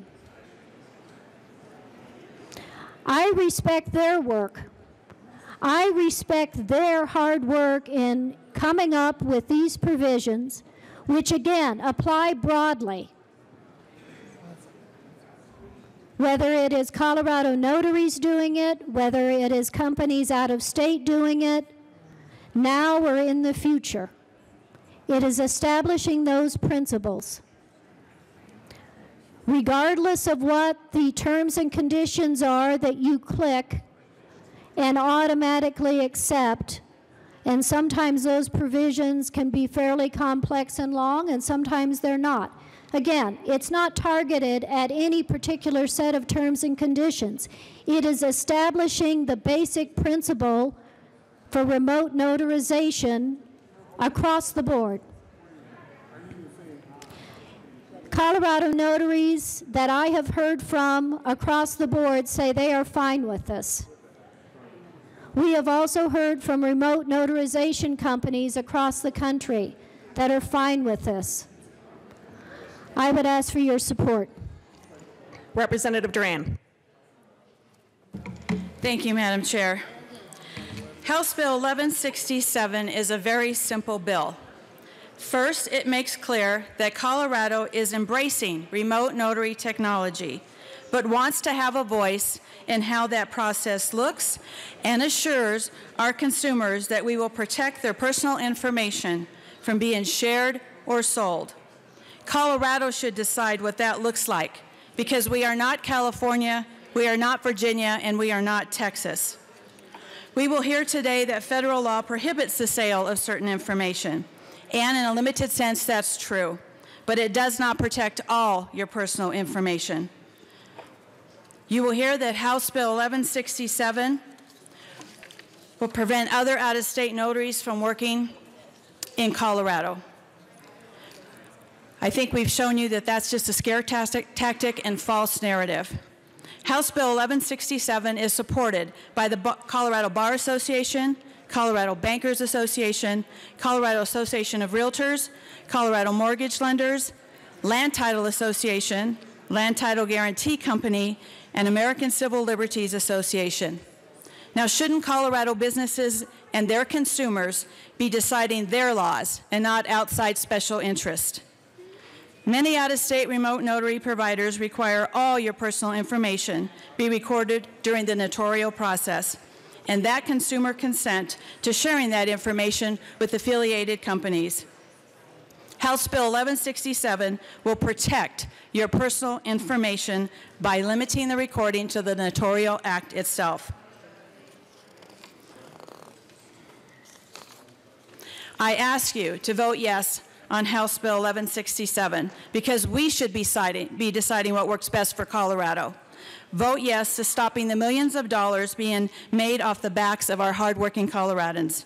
Vote yes because our very own Secretary of State opposes the amendments, our opposition's amendments, and supports our privacy data protection in House Bill 1167.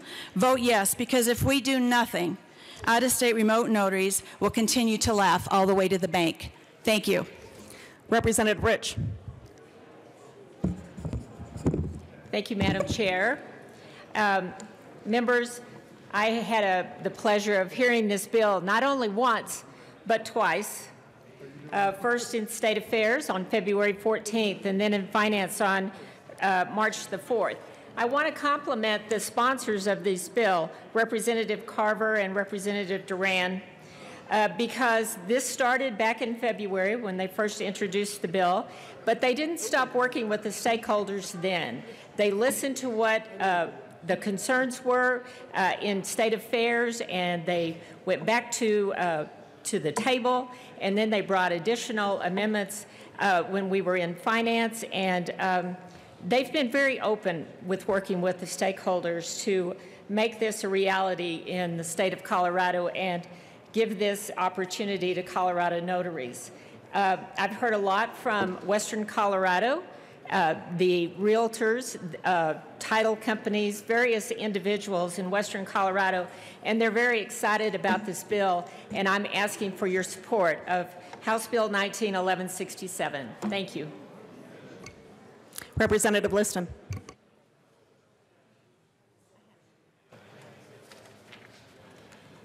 Thank you, Madam Chairman.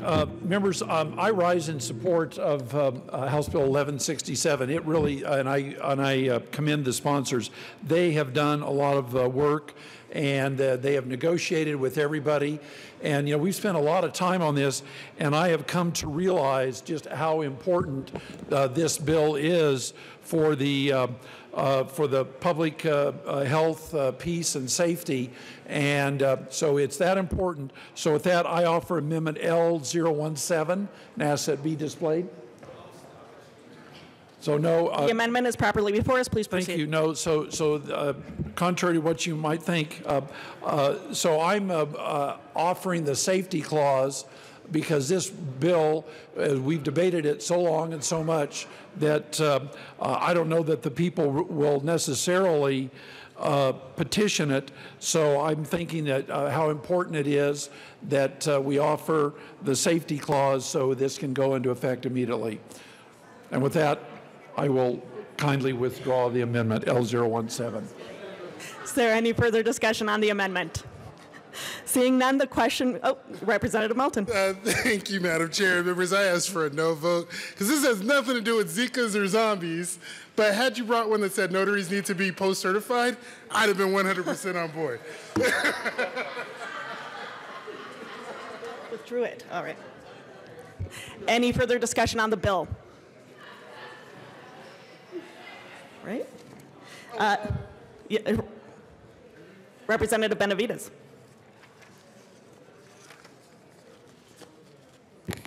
Thank you, Madam Chair, and thank you, sponsors for bringing this bill.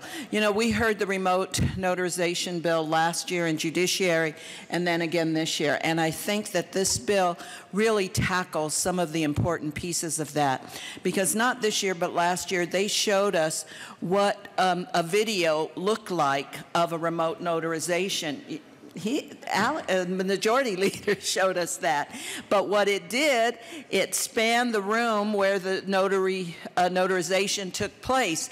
And it could tell if you left certain soda pop or certain types of equipment out, what your interests are, and then they could sell that information to others. Because right now, when a notary, and I'm sure all of you have had your signature notarized, if they don't know you, they ask you for your license or some other type of identification, and they write down like your license number on their journal, but they don't always take a picture of it and they don't do anything with it.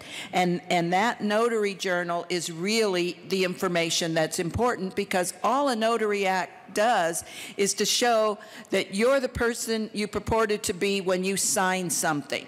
So for remote notarization, it has become much broader than that. So I think this bill puts the guardrails on there to require consent to do it, and to say, if you're going to do this, you can't sell the information that you've gotten in this video about me or anything else you've learned from me. That's what this bill does, and that's why it's so important that we pass this bill. And I thank those sponsors and urge support for the bill. Representative Melton. Thank you, Madam Chair. And members, I appreciate the discussion, the debate we've had on this this morning. It's been pretty lengthy, and I never thought that I would spend so much time on notary that I have this year, last year, or the year before. But that gives you an idea of how long we've been dealing with this. I sponsored this bill, I'm sorry, not this bill, but the ULC bill a few years ago. My majority leader sponsored a similar ULC bill last year. Representative Hooton sponsored a similar ULC bill this year. And when I saw this bill come down, I thought, all right, well, maybe we'll get it done. But this is such a departure from the ULC bill. Now, let me help you understand how far of a departure this is and who's at the table driving this. When we talk about the ULC bill, we're talking about lawyers, legislators, and people from the industry, both sides coming to the table and figuring out what's the best way to work on the technology of this new industry that is arising. So when the ULC Commission met, it was lawyers, it was legislators, it was notaries, it was people who get stuff notarized pretty often and frequently, and they came up with the framework for what they would hope that the majority of the states would pass, so that way also the industry standards could be the same or similar across state lines. This bill has undergone a completely different process. This is all of those other industries telling one industry how you're going to practice. When do we allow other industries to dictate to one industry how they practice? We don't. We don't. I keep hearing that notaries are in support of this bill. Show me one. Show me one. I didn't hear any in state affairs. I don't believe any came to finance. I know they didn't go to approps. I have not heard from one notary that is in support of this bill. Why? Because you have land title and realtors and lawyers dictating to them how to do their job. That's not how we do things. And so for that, members, this bill is so far from where the rest of the country is going when it comes to universal laws that I can't support it. So members, I ask for a no vote, and I hope that we can continue to have the discussion should the bill move forward. But members, again, understand that this story didn't just happen this year. This has been years and years and years of discussing it. And this is so far off kilter, I don't know where to begin. We are moving backwards instead of forwards. Representative Duran. Thank you, Madam Chair. Yes, our bill is far off all the other UC bill, the other bills, because we have privacy data protection in our bill. So we are moving forward. Vote yes on this bill. Thank you. Representative Carver.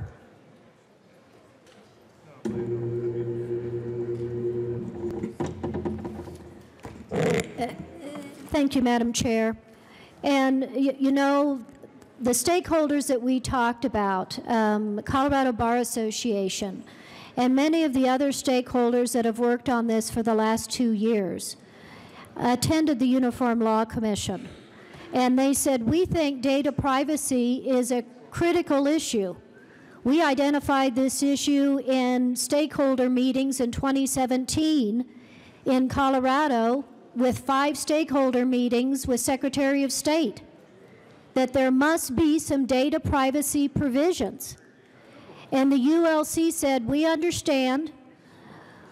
We're going to send this out with some of the basic infrastructure and nomenclature, but we understand that the states will want to take up data privacy. We're actually somewhat pleased that Iowa has taken a look at this, and we think we may be starting a new trend. Because as states look at this process and the huge potential to collect massive amounts of personal data as part of this process, and then the necessity to have some guardrails on there. How often have we thought, as we've received a notice or read a newspaper about how our data is being misused, where we have thought, oh, if only we had stronger laws in place that would actually protect our data, give us some control over our data, that could catch up to the technology that's being used. That's what this bill is. It is finally matching the technology and the principles of data privacy in one bill, which, quite frankly, members, I hope we can make a practice of, because we are behind in addressing data privacy and protecting our fellow Coloradans. But that's what this bill does for remote notarization, and I ask for your yes vote. Any further discussion? Seeing none, the question before us is passage of HB 1167. All those in favor, please say aye.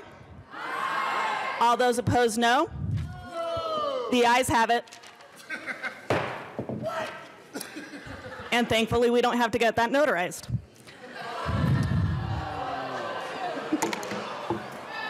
Mr. Majority Leader. Thank you, Madam Chair. You can mic drop that. The whole lobby's listening. I move to lay over House Bill 1227 one day till Wednesday, April 3rd. Seeing no objection, House Bill 1227 will be laid over at the request of the Majority Leader. Mr. Randall, please read the title of House Bill 1244. House Bill 1244 by Representatives Coleman and Carver, all Senators Fields and Gardner, concerning the Peace Officers Mental Health Support Grant Program and in connection therewith allowing certain agencies to apply for grants from the program and expanding the permissible uses of money awarded as grants under the program. Representative Coleman. Thank you, Madam Chair. I move House Bill 1224 in a committee report. 1244. To the Judiciary report. Thank you. So this report removed the requirement of reporting not more than 1 year after receiving the grant and allows DOLA to use their current reporting, substitutes November 1st, 2021 to allow the grant program additional time to establish new requirements for accurate reporting purposes, and added the Department of Revenue to the additional agencies that can request funding from this grant. And lastly, it removes the 30-day requirement of the transfer of grant funding after a grant application is approved and replaces it with as soon as practical, as requested by DOLA. We ask for an aye vote on the committee report. Any further discussion on the Judiciary Committee report? Seeing none, the question before us is the adoption of the Judiciary Committee report. All those in favor, please say aye. Aye. Opposed, no? The Judiciary Committee report passes. To the bill, Representative Carver. Thank you, Madam Chair. Members, I am very pleased to join Rep. Coleman on this bill. You may recall that Representative Coleman sponsored legislation a couple of years ago that addressed the mental health needs of our law enforcement. And as this program has evolved, what we are seeing with increased suicides and other stresses on our law enforcement is that we need to build on this program. And it was really law enforcement that was saying, here's where we need to expand this program, again, to provide the kind of access to law enforcement that they need for mental health support. So I'm very pleased to be part of supporting Rep. Coleman's efforts in this regard. Any further discussion? Representative Benavides. Thank you, Madam Chair. And members, I rise in opposition to this bill. It's not that I don't think that it is important to provide mental health services for law enforcement or first responders, because like I mentioned before, a lot of times their mental health crisis is as a result of the work we're asking them to do. And the way that this grant program currently works is that local law enforcement entities can seek funds from these grants for mental health counseling or for on-scene mental health responders to help them on scene. And I think that's important. And last year we put $2 million into this. Grants have already been issued for $1.5 million. What this bill does, it expands that the number of organizations that can seek these funds and the purposes for these funds. So now it goes beyond just direct mental health services. It also includes assistance in developing policies, training programs and education programs that are all important programs. And that's exactly what we have posts in the departments for, but they are not direct mental health services. So I think the expansion of the purposes of the grant, and not only that, by expanding the groups. We had testimony on the previous bill when we've expanded it to state agencies, is that right now state agencies can seek a budget request to receive monies for mental health programs. We had an officer from the State Patrol testify that they use the state CEAP program, which it's the Employee Assistance Program to seek mental health counseling. They do that now, and they can do that. But when we limit the amount or expand the number of agencies that can do that, when there are other funds available, we limit this source of grants for small law enforcement departments. Not only that, we have extended this to use it for employee unions, for police unions. And I'm actually surprised that everyone was in agreement on this, to expand this to allow employee unions to be able to access these funds. I think that's a mistake, and I think it's somewhere we normally don't go. But you know, I mean, if we want to start a precedent to allow employee union organizations to be able to access grant funds or other state funds, I know a lot of employee unions that in other areas that I would say, let's do that. You know, I'm a strong supporter of employee unions, and that's what this bill does. And I know people can say FOP is not a police union, but you know, I had 12 years of direct experience with the FOP and police unions, and trust me, they are employee unions. And there is ways, even under the current language, that an employee union, a police union, could partner with a law enforcement entity to seek these funds.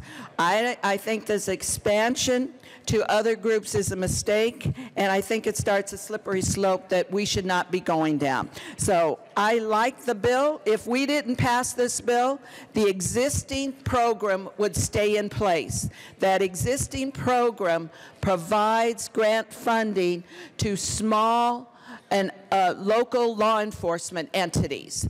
That's where it should go, and it provides it for counseling and on-scene responses. I think it's an important program. If we don't pass this bill, that program stays intact. So I would urge a no vote. Representative McKean. Thank you very much, Madam Chair. Well, folks, welcome to Judiciary Committee. Mr. Pogue, would you please call the roll? Yes. Well, folks, here's the deal. This was the discussion we had in Judiciary Committee, was really what is the nature of where these kinds of grant dollars are best put in place and best used. What we had was we had the Fraternal Order of Police there to discuss a little bit about what they do for their members. And I guess what we probably ought to have is somewhat of a discussion about what it really means when we say an organization that supports people. You may be really shocked and surprised to know that the Fraternal Order of Police does not collectively bargain on behalf of their members. What they actually do is they provide a tremendous amount of support for them. They actually provide an ability for an officer to get some of the help that they need, where maybe their department doesn't have those funds available at the time. Maybe they didn't want to go through the whole grant process. I don't know, because sometimes they don't have enough police officers to write the grants and actually go enforce the laws. So what this does is it really allows some of those organizations that support our police officers to get these grant dollars in the best possible place that they could be. I urge an aye vote. And Mr. Pogue, we should be going home early today. Representative Coleman. Thank you, Madam Chair. So ultimately, this bill does provide assistance to agencies and organizations for developing and implementing policies to support peace officers involved in shootings and fatal use of force. But in addition to the organizations, this also provides funding for training, education, prevention programs related to mental health services, for peer support programs, and to provide reimbursement to peace officers who have paid for their own counseling services. Our goal really initially with the bill was just to make sure funding was in the right place for us to be able to serve our peace officers well, and we ask for your support. Representative Carver. Thank you, Madam Chair. The importance, and we heard this so strongly, particularly from the rural areas, where the small police departments may not have the capacity to write for grant funding. So this allows the police organizations, associations to do that and provide these services on a regional basis. So ask for a yes vote on this bill. Representative Benavides. Thank you, Madam Chair. And just to clarify, if I gave the impression that the FOP is a collective bargaining union, it is not. I agree wholeheartedly with my colleague from Loveland. FOP is an overarching organization. The law enforcement entities like Denver's PPA are collective bargaining units, and they can seek these funds. So the employee associations I was speaking to was not the overarching FOP, but the groups like the PPA. Any further discussion? Seeing none, the question before us is passage of HB 1244. All those in favor, please say aye. Aye. All those opposed, no. The bill passes. Mr. Majority Leader. We'll just go to the next bill. Okay. Oh, yeah, sorry, you're right. Thank you, Madam Chair. I move to lay over Senate Bill 78 until tomorrow, Wednesday, April 3rd. Seeing no objection, Senate Bill 78 will be laid over as requested by the Majority Leader. Mr. Randall, please read the title of House Bill 1222.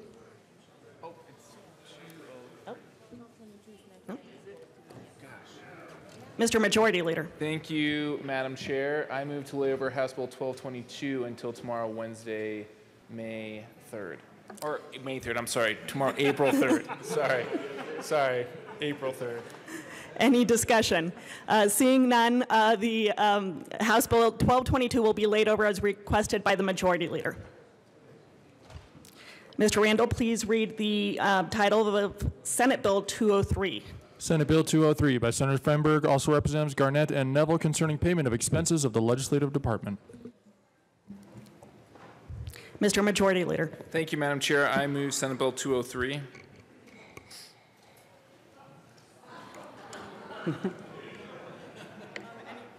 Any further discussion? Minority Leader Neville. Thank you, Madam Chair. Members, this is basically the bill that funds the whole legislative branch. It's a good bill, but I want to make it a little better, so I move L007. Any further discussion? Oh, sorry.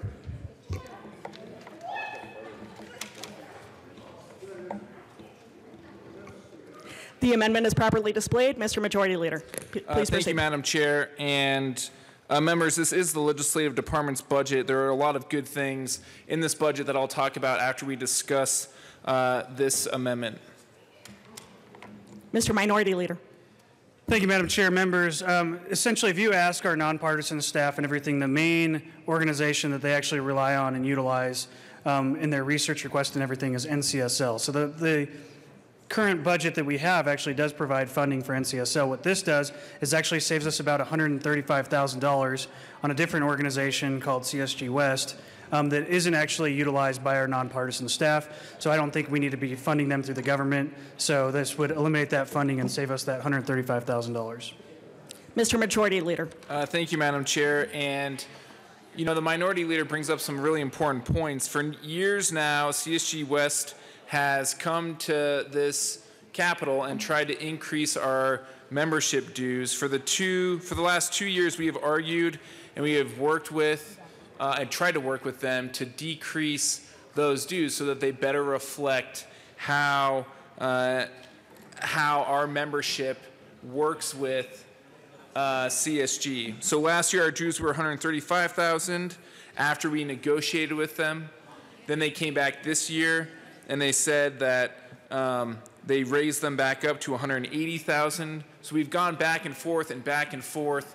And so I think that the Minority Leader and I are standing here asking that we all pay attention to how CSG is putting pressure on this building and how few people actually are able to take advantage of the programs from CSG in compared to other organizations like NCSL.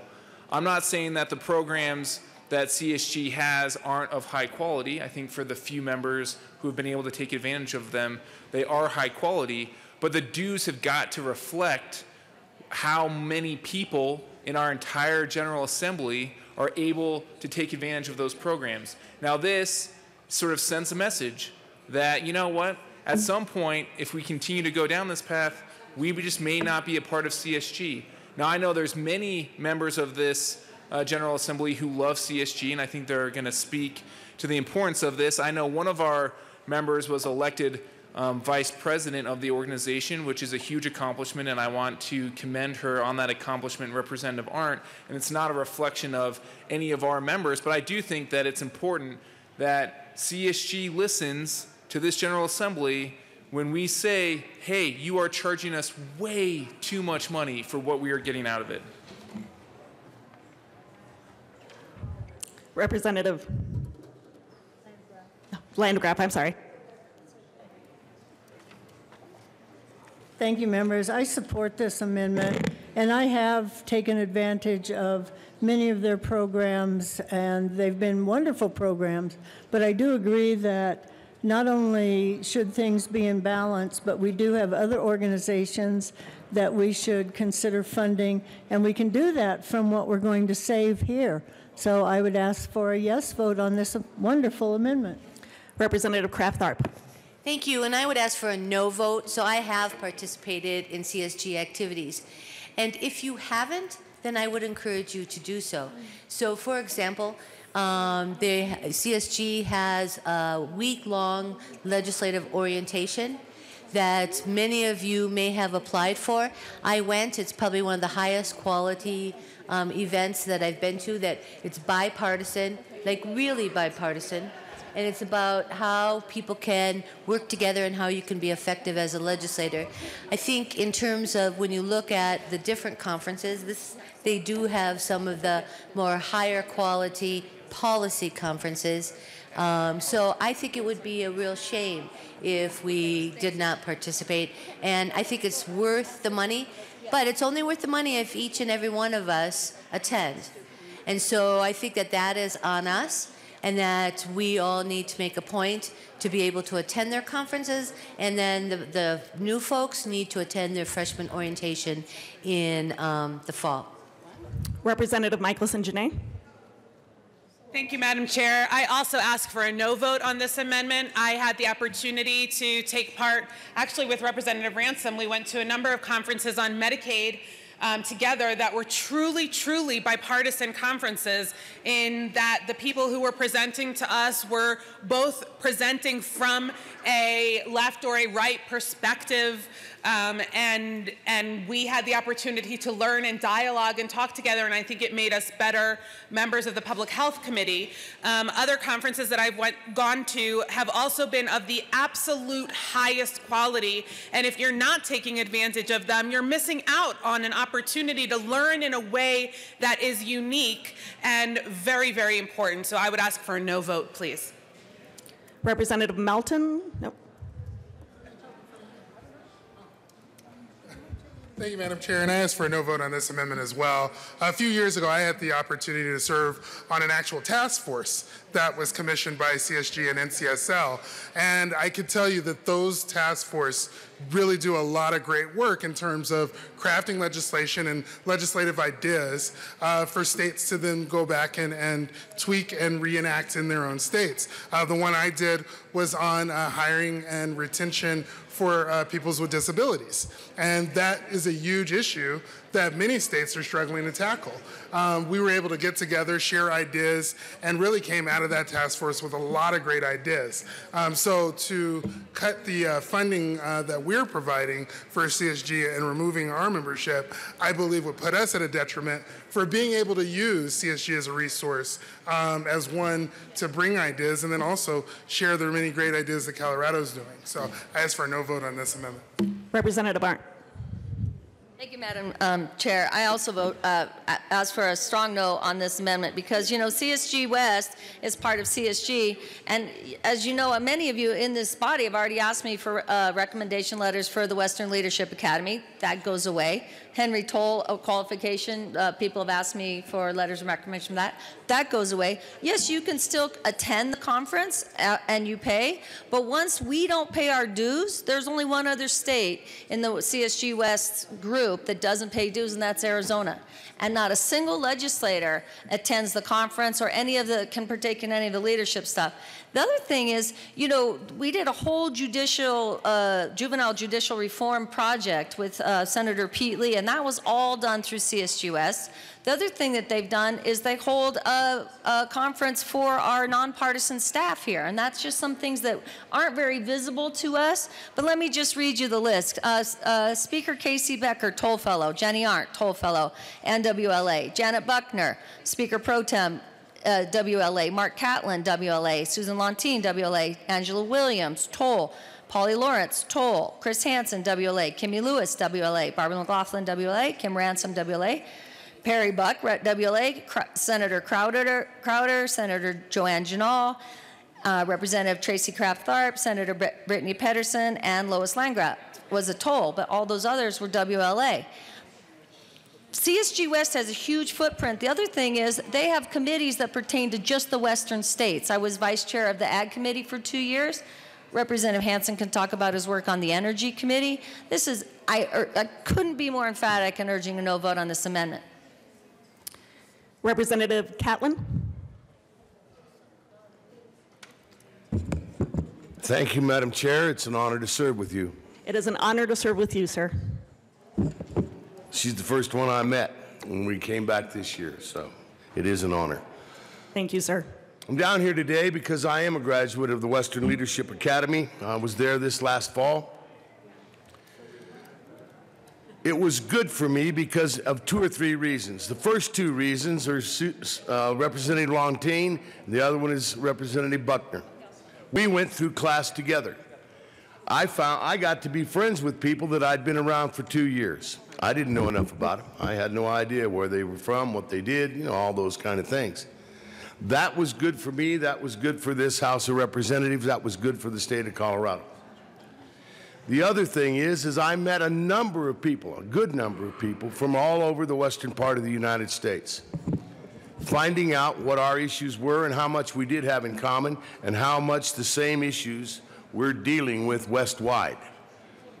Drought, you know, you can just make a list of it. We all have the same problems. CSG, Council of State Government, is something I think the state of Colorado ought to invest in. On the surface, it sounds like it's awful high. But when you start looking at how many people from our organization here in the House of Representatives, in the general legislature, have availed themselves of classes and the work that is done by CSG, I believe that this might be one of those investments that the state of Colorado ought to make. It was good for me, and I want you to know that. But I think it's also good for the state of Colorado, because we've got connections around the West that we may not have otherwise. I'd hate to see us cut off this opportunity. I'm going to ask you today to vote no on this amendment. Thank you. Representative Hansen. Thank you so much, Madam Chair. And members, this is a wonderful discussion and a very appropriate discussion. We should be spending our membership dues to various organizations very wisely. And I'm here today to ask you to vote no on this amendment. I have received a tremendous amount of value from CSG over the first 3 years that I've been here in the legislature. I think what makes it so unique and different is the concept of the regionalization that we don't get with other organizations that we're a part of. CSG West allows Western legislators to have a deep dive focus on things that affect our part of the country: water, energy issues, environmental issues, et cetera. We've got the border group that I know Representative McKean has been a part of, and the list goes on and on. I personally have had a great amount of feedback and new ideas that have come from the Energy Committee that I'm a part of. I'm very pleased to be chairing that as we go into the next, this year and next year. And it's a wonderful group because we get to look at issues that are specific to this region. And that is something we don't have an opportunity to do with some of the other organizations that we belong to as a legislature. So I ask you to vote no on this amendment. Let's remain in CSG, take advantage of CSG West. We've got a lot of new members in the chamber. I know it's maybe unfamiliar at this point, but you have a lot of opportunities to participate in their events, their organizational events. And the Western Leadership Academy that I had a chance to participate in 2017 was one of the finest leadership academies, I think, on offer anywhere in the country, particularly for the work that we do here in the legislature. So please vote no on this amendment. Majority Leader Garnett. Thank you, Madam Chair. And, you know, it's been great to hear from our members on the importance of CSG. And there's no doubt that CSG is important. I just think this is a really important conversation for us to be having publicly, because when it comes to the Western Legislative Academy, only 3 or 4 members every year get to go to that academy. If you were to break down our membership fees based on those 3 or 4 members, we're talking like $45,000 per person. So yes, of course, it better be the best leadership academy in the world for sure if it's going to cost that much money.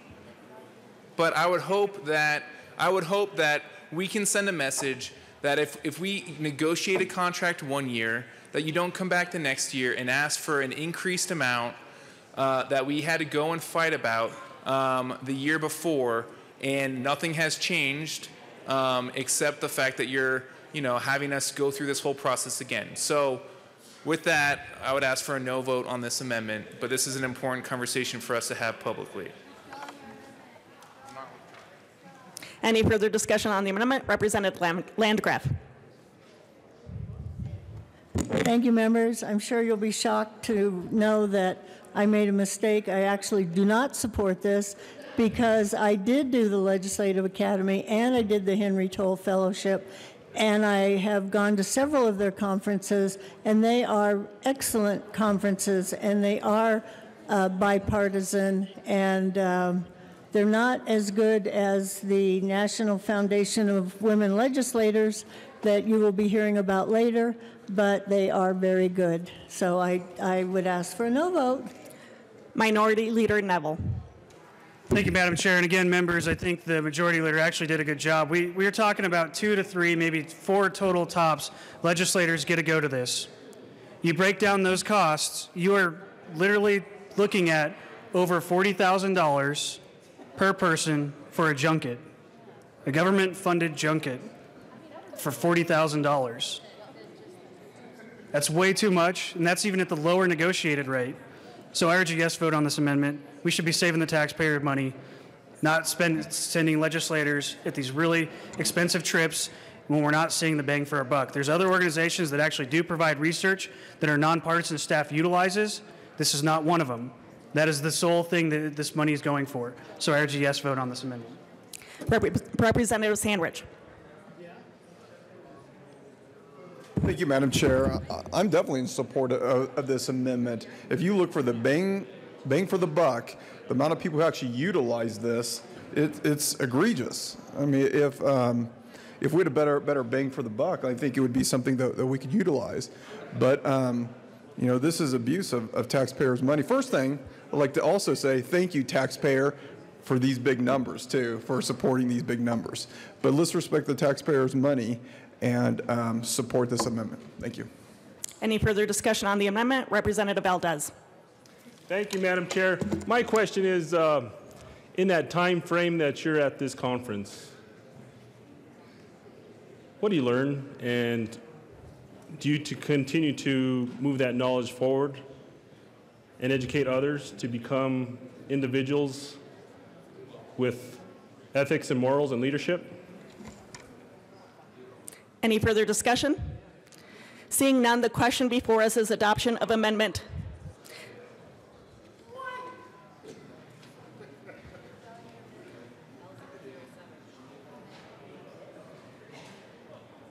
A division has been requested.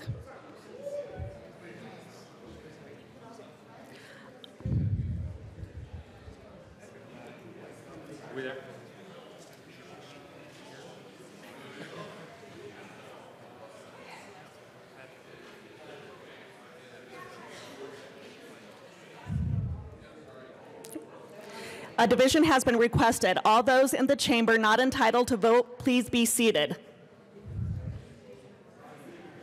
All those in favor of L007, please stand and remain standing in one place until the count is taken.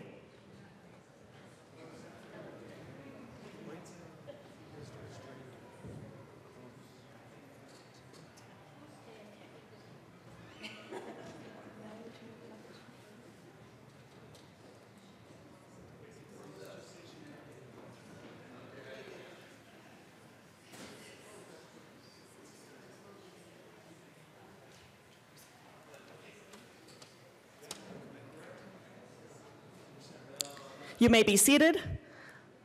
All those opposed, please stand and remain standing in one place until the count is taken.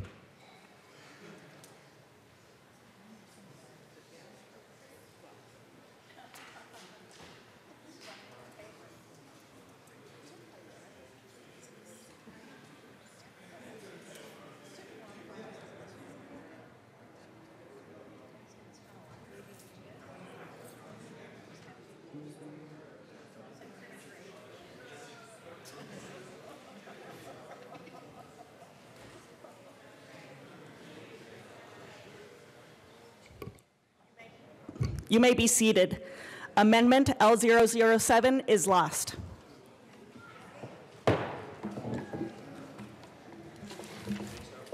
To the bill, Majority Leader Garnett.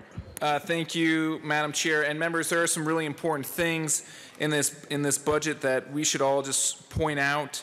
One, the Executive Committee, so the Minority Leader and I, along with the Speaker, and really deserves a lot of credit for working to make sure that the House budget is going to be equal to the Senate budget when it comes to nonpartisan staff. And so there's going to be additional staff allocated to both caucuses in this chamber so that we can continue to serve our constituents and do the best that we can. There's going to be some new IT staff that are added. The Colorado Youth Advisory Council, that's so important to many of our members, is funded here. So this is a really important bill, and I would urge an aye vote. Any further discussion? Minority Leader Neville. I agree. Any further discussion? Seeing none, the question before us is passage of Senate Bill 203. All those in favor, please say aye. Aye. All those opposed, no. Senate Bill 203 passes. Mr. Majority Leader. Thank you, Madam Chair. Great job today. I move to lay over the balance of the special orders calendar till tomorrow, April 3rd. Seeing no discussion, the remainder of the calendar will be laid over until tomorrow at the request of the Majority Leader.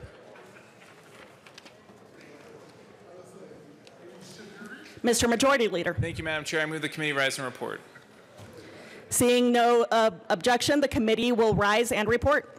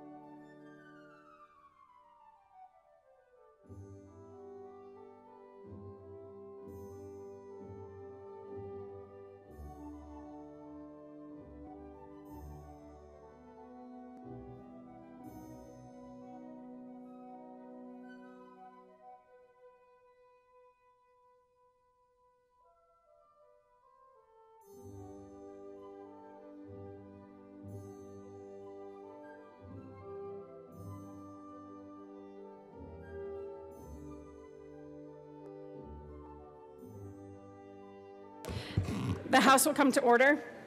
Mr. Randall, please read the report of the Committee of the Whole. Madam Speaker, your committee of the whole begs leave reporters and introduce foreign test bills being summary of the extra argumentations thereon. House Bill 1167 is amended. House Bill 1244 is amended. Passed under supposed count for third reading final passage. Senate Bill 91 is amended. Senate Bill 203 passed under revised. Placed count for third reading final passage.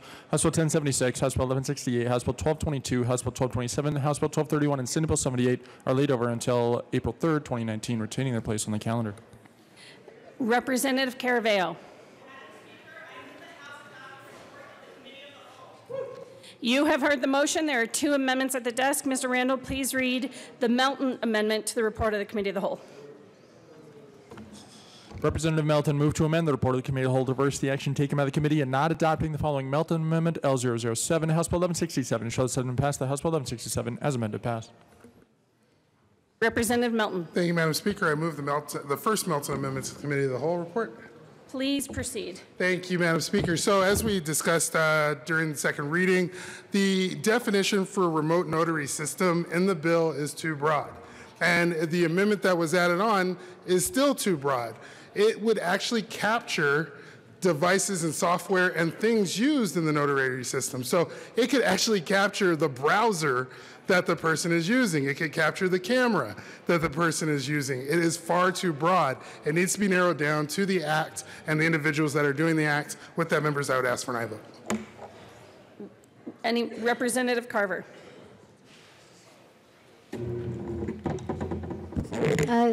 Thank you, Madam Speaker. I rise in opposition to this amendment. Again, the amendment that we put on the bill in L013 after extensive consultation reflects the definition of remote notarization system that is broadly used, and it focuses on the system and the component parts, not on persons doing certain things. Because these are organizations involved in various aspects of remote notarization, this is not the proper approach. Again, our language has been fully vetted and ask for a no vote on this amendment. Representative Duran. Thank you, Madam Speaker. I ask for a no vote and also remind you that Secretary of State does not support this amendment. Any other discussion? Seeing none, the question before us is the Melton Amendment to the report of the Committee of the Whole. Mr. Randall, please open the machine and members please vote.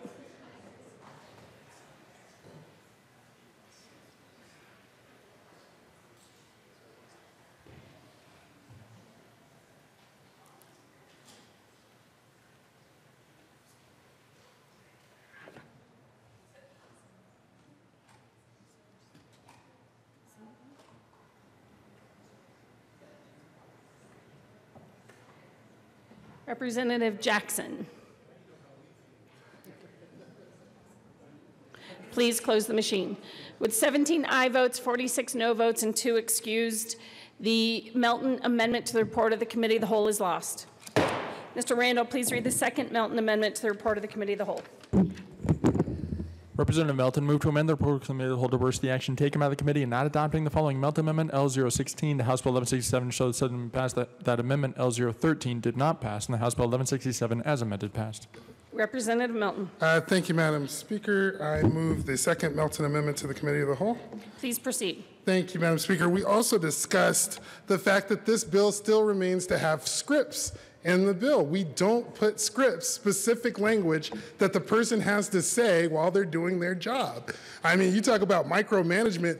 This bill is micromanaging the notary system to a point where we've not seen this anywhere else in the country. So with that, members, this amendment would take that language out, and I ask for an aye vote. Is there any further discussion? Representative Carver. Thank you, Madam Speaker. With all respect to my colleague, we don't specify language that needs to be covered in the videotape as part of the Notarial Act. But what this bill does is it addresses the important issues that need to be captured in the videotape as far as verifying the identity of the individual who is going to be signing, questions to establish who the witness or witnesses are, questions to ensure that the document or the transaction is identified in the Notarial Act. And again, this all comes out of an extensive stakeholder process on what is needed to ensure integrity around a notarial act where the notary is not physically in the room with the person signing the document. So on that point, we would ask for a no on this amendment.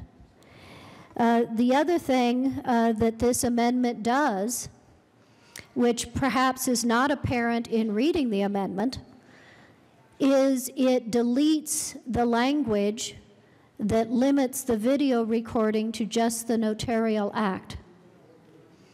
This is core data privacy protection. I ask for a no vote. Representative Duran. Thank you, Madam Speaker. I ask for a no vote and also remind you the Secretary of State does not support this amendment. Representative Melton. Thank you, Madam Speaker.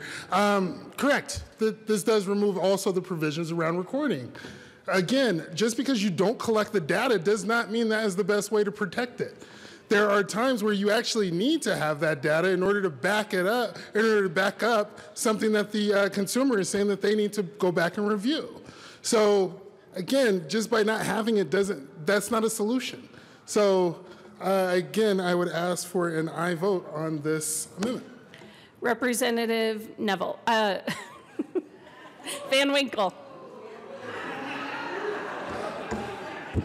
Thank you, Madam Speaker. I'll take that as a compliment. So we heard during the debate, and I listened very closely to the debate because this is a very contentious bill with lots of moving parts, but we heard during the debate probably 10 times that the Secretary of State does not support this amendment, does not support that amendment, does support this and that.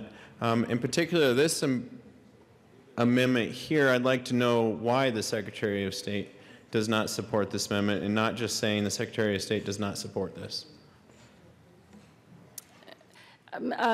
Representative Duran, and Representative Duran, before you speak, just know it's third reading. You only have 2 times to talk.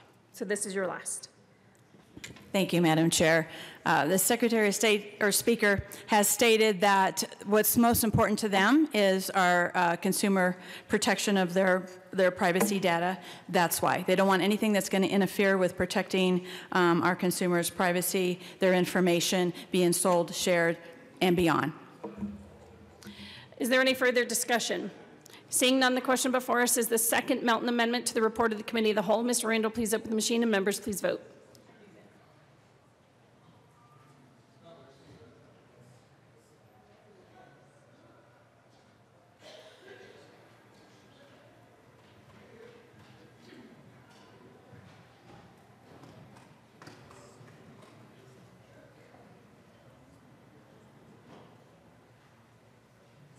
Representative Baisley, please close the machine. With 16 aye votes, 48 no votes, and 1 excuse, the second amendment to the report of the Committee of the Whole from Representative Melton is lost. That brings us to the report of the Committee of the Whole. Mr. Randall, please open the machine, and members, please vote.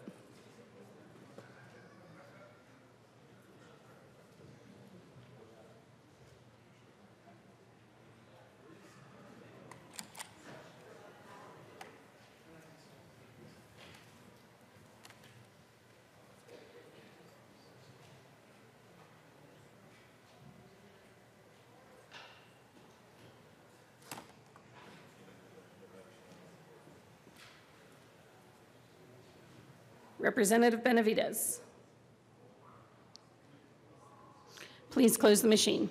With 50 aye votes, 14 no votes, and 1 excuse, the report of the Committee of the Whole is passed. I have a couple announcements.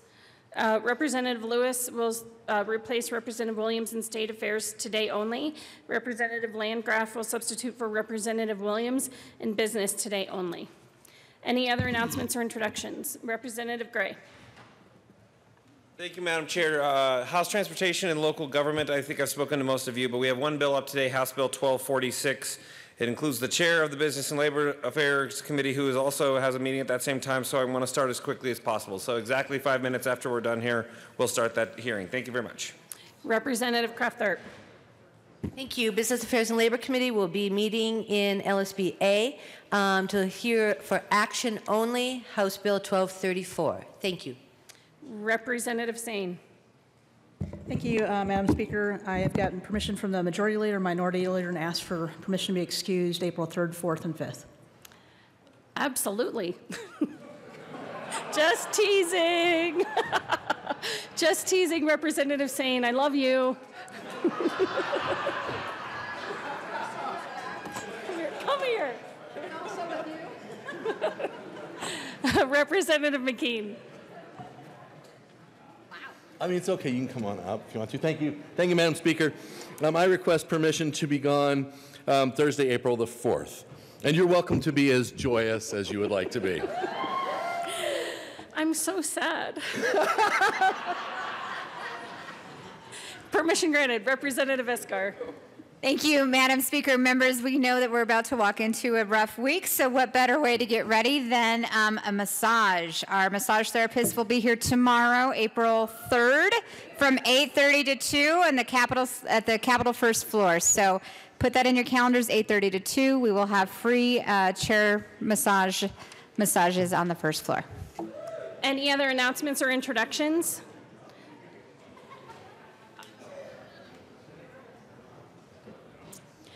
Majority Leader Garnett. Thank you, Madam Speaker. I move that the House stand in recess until later today. Seeing no objection, the House will be in recess till later today.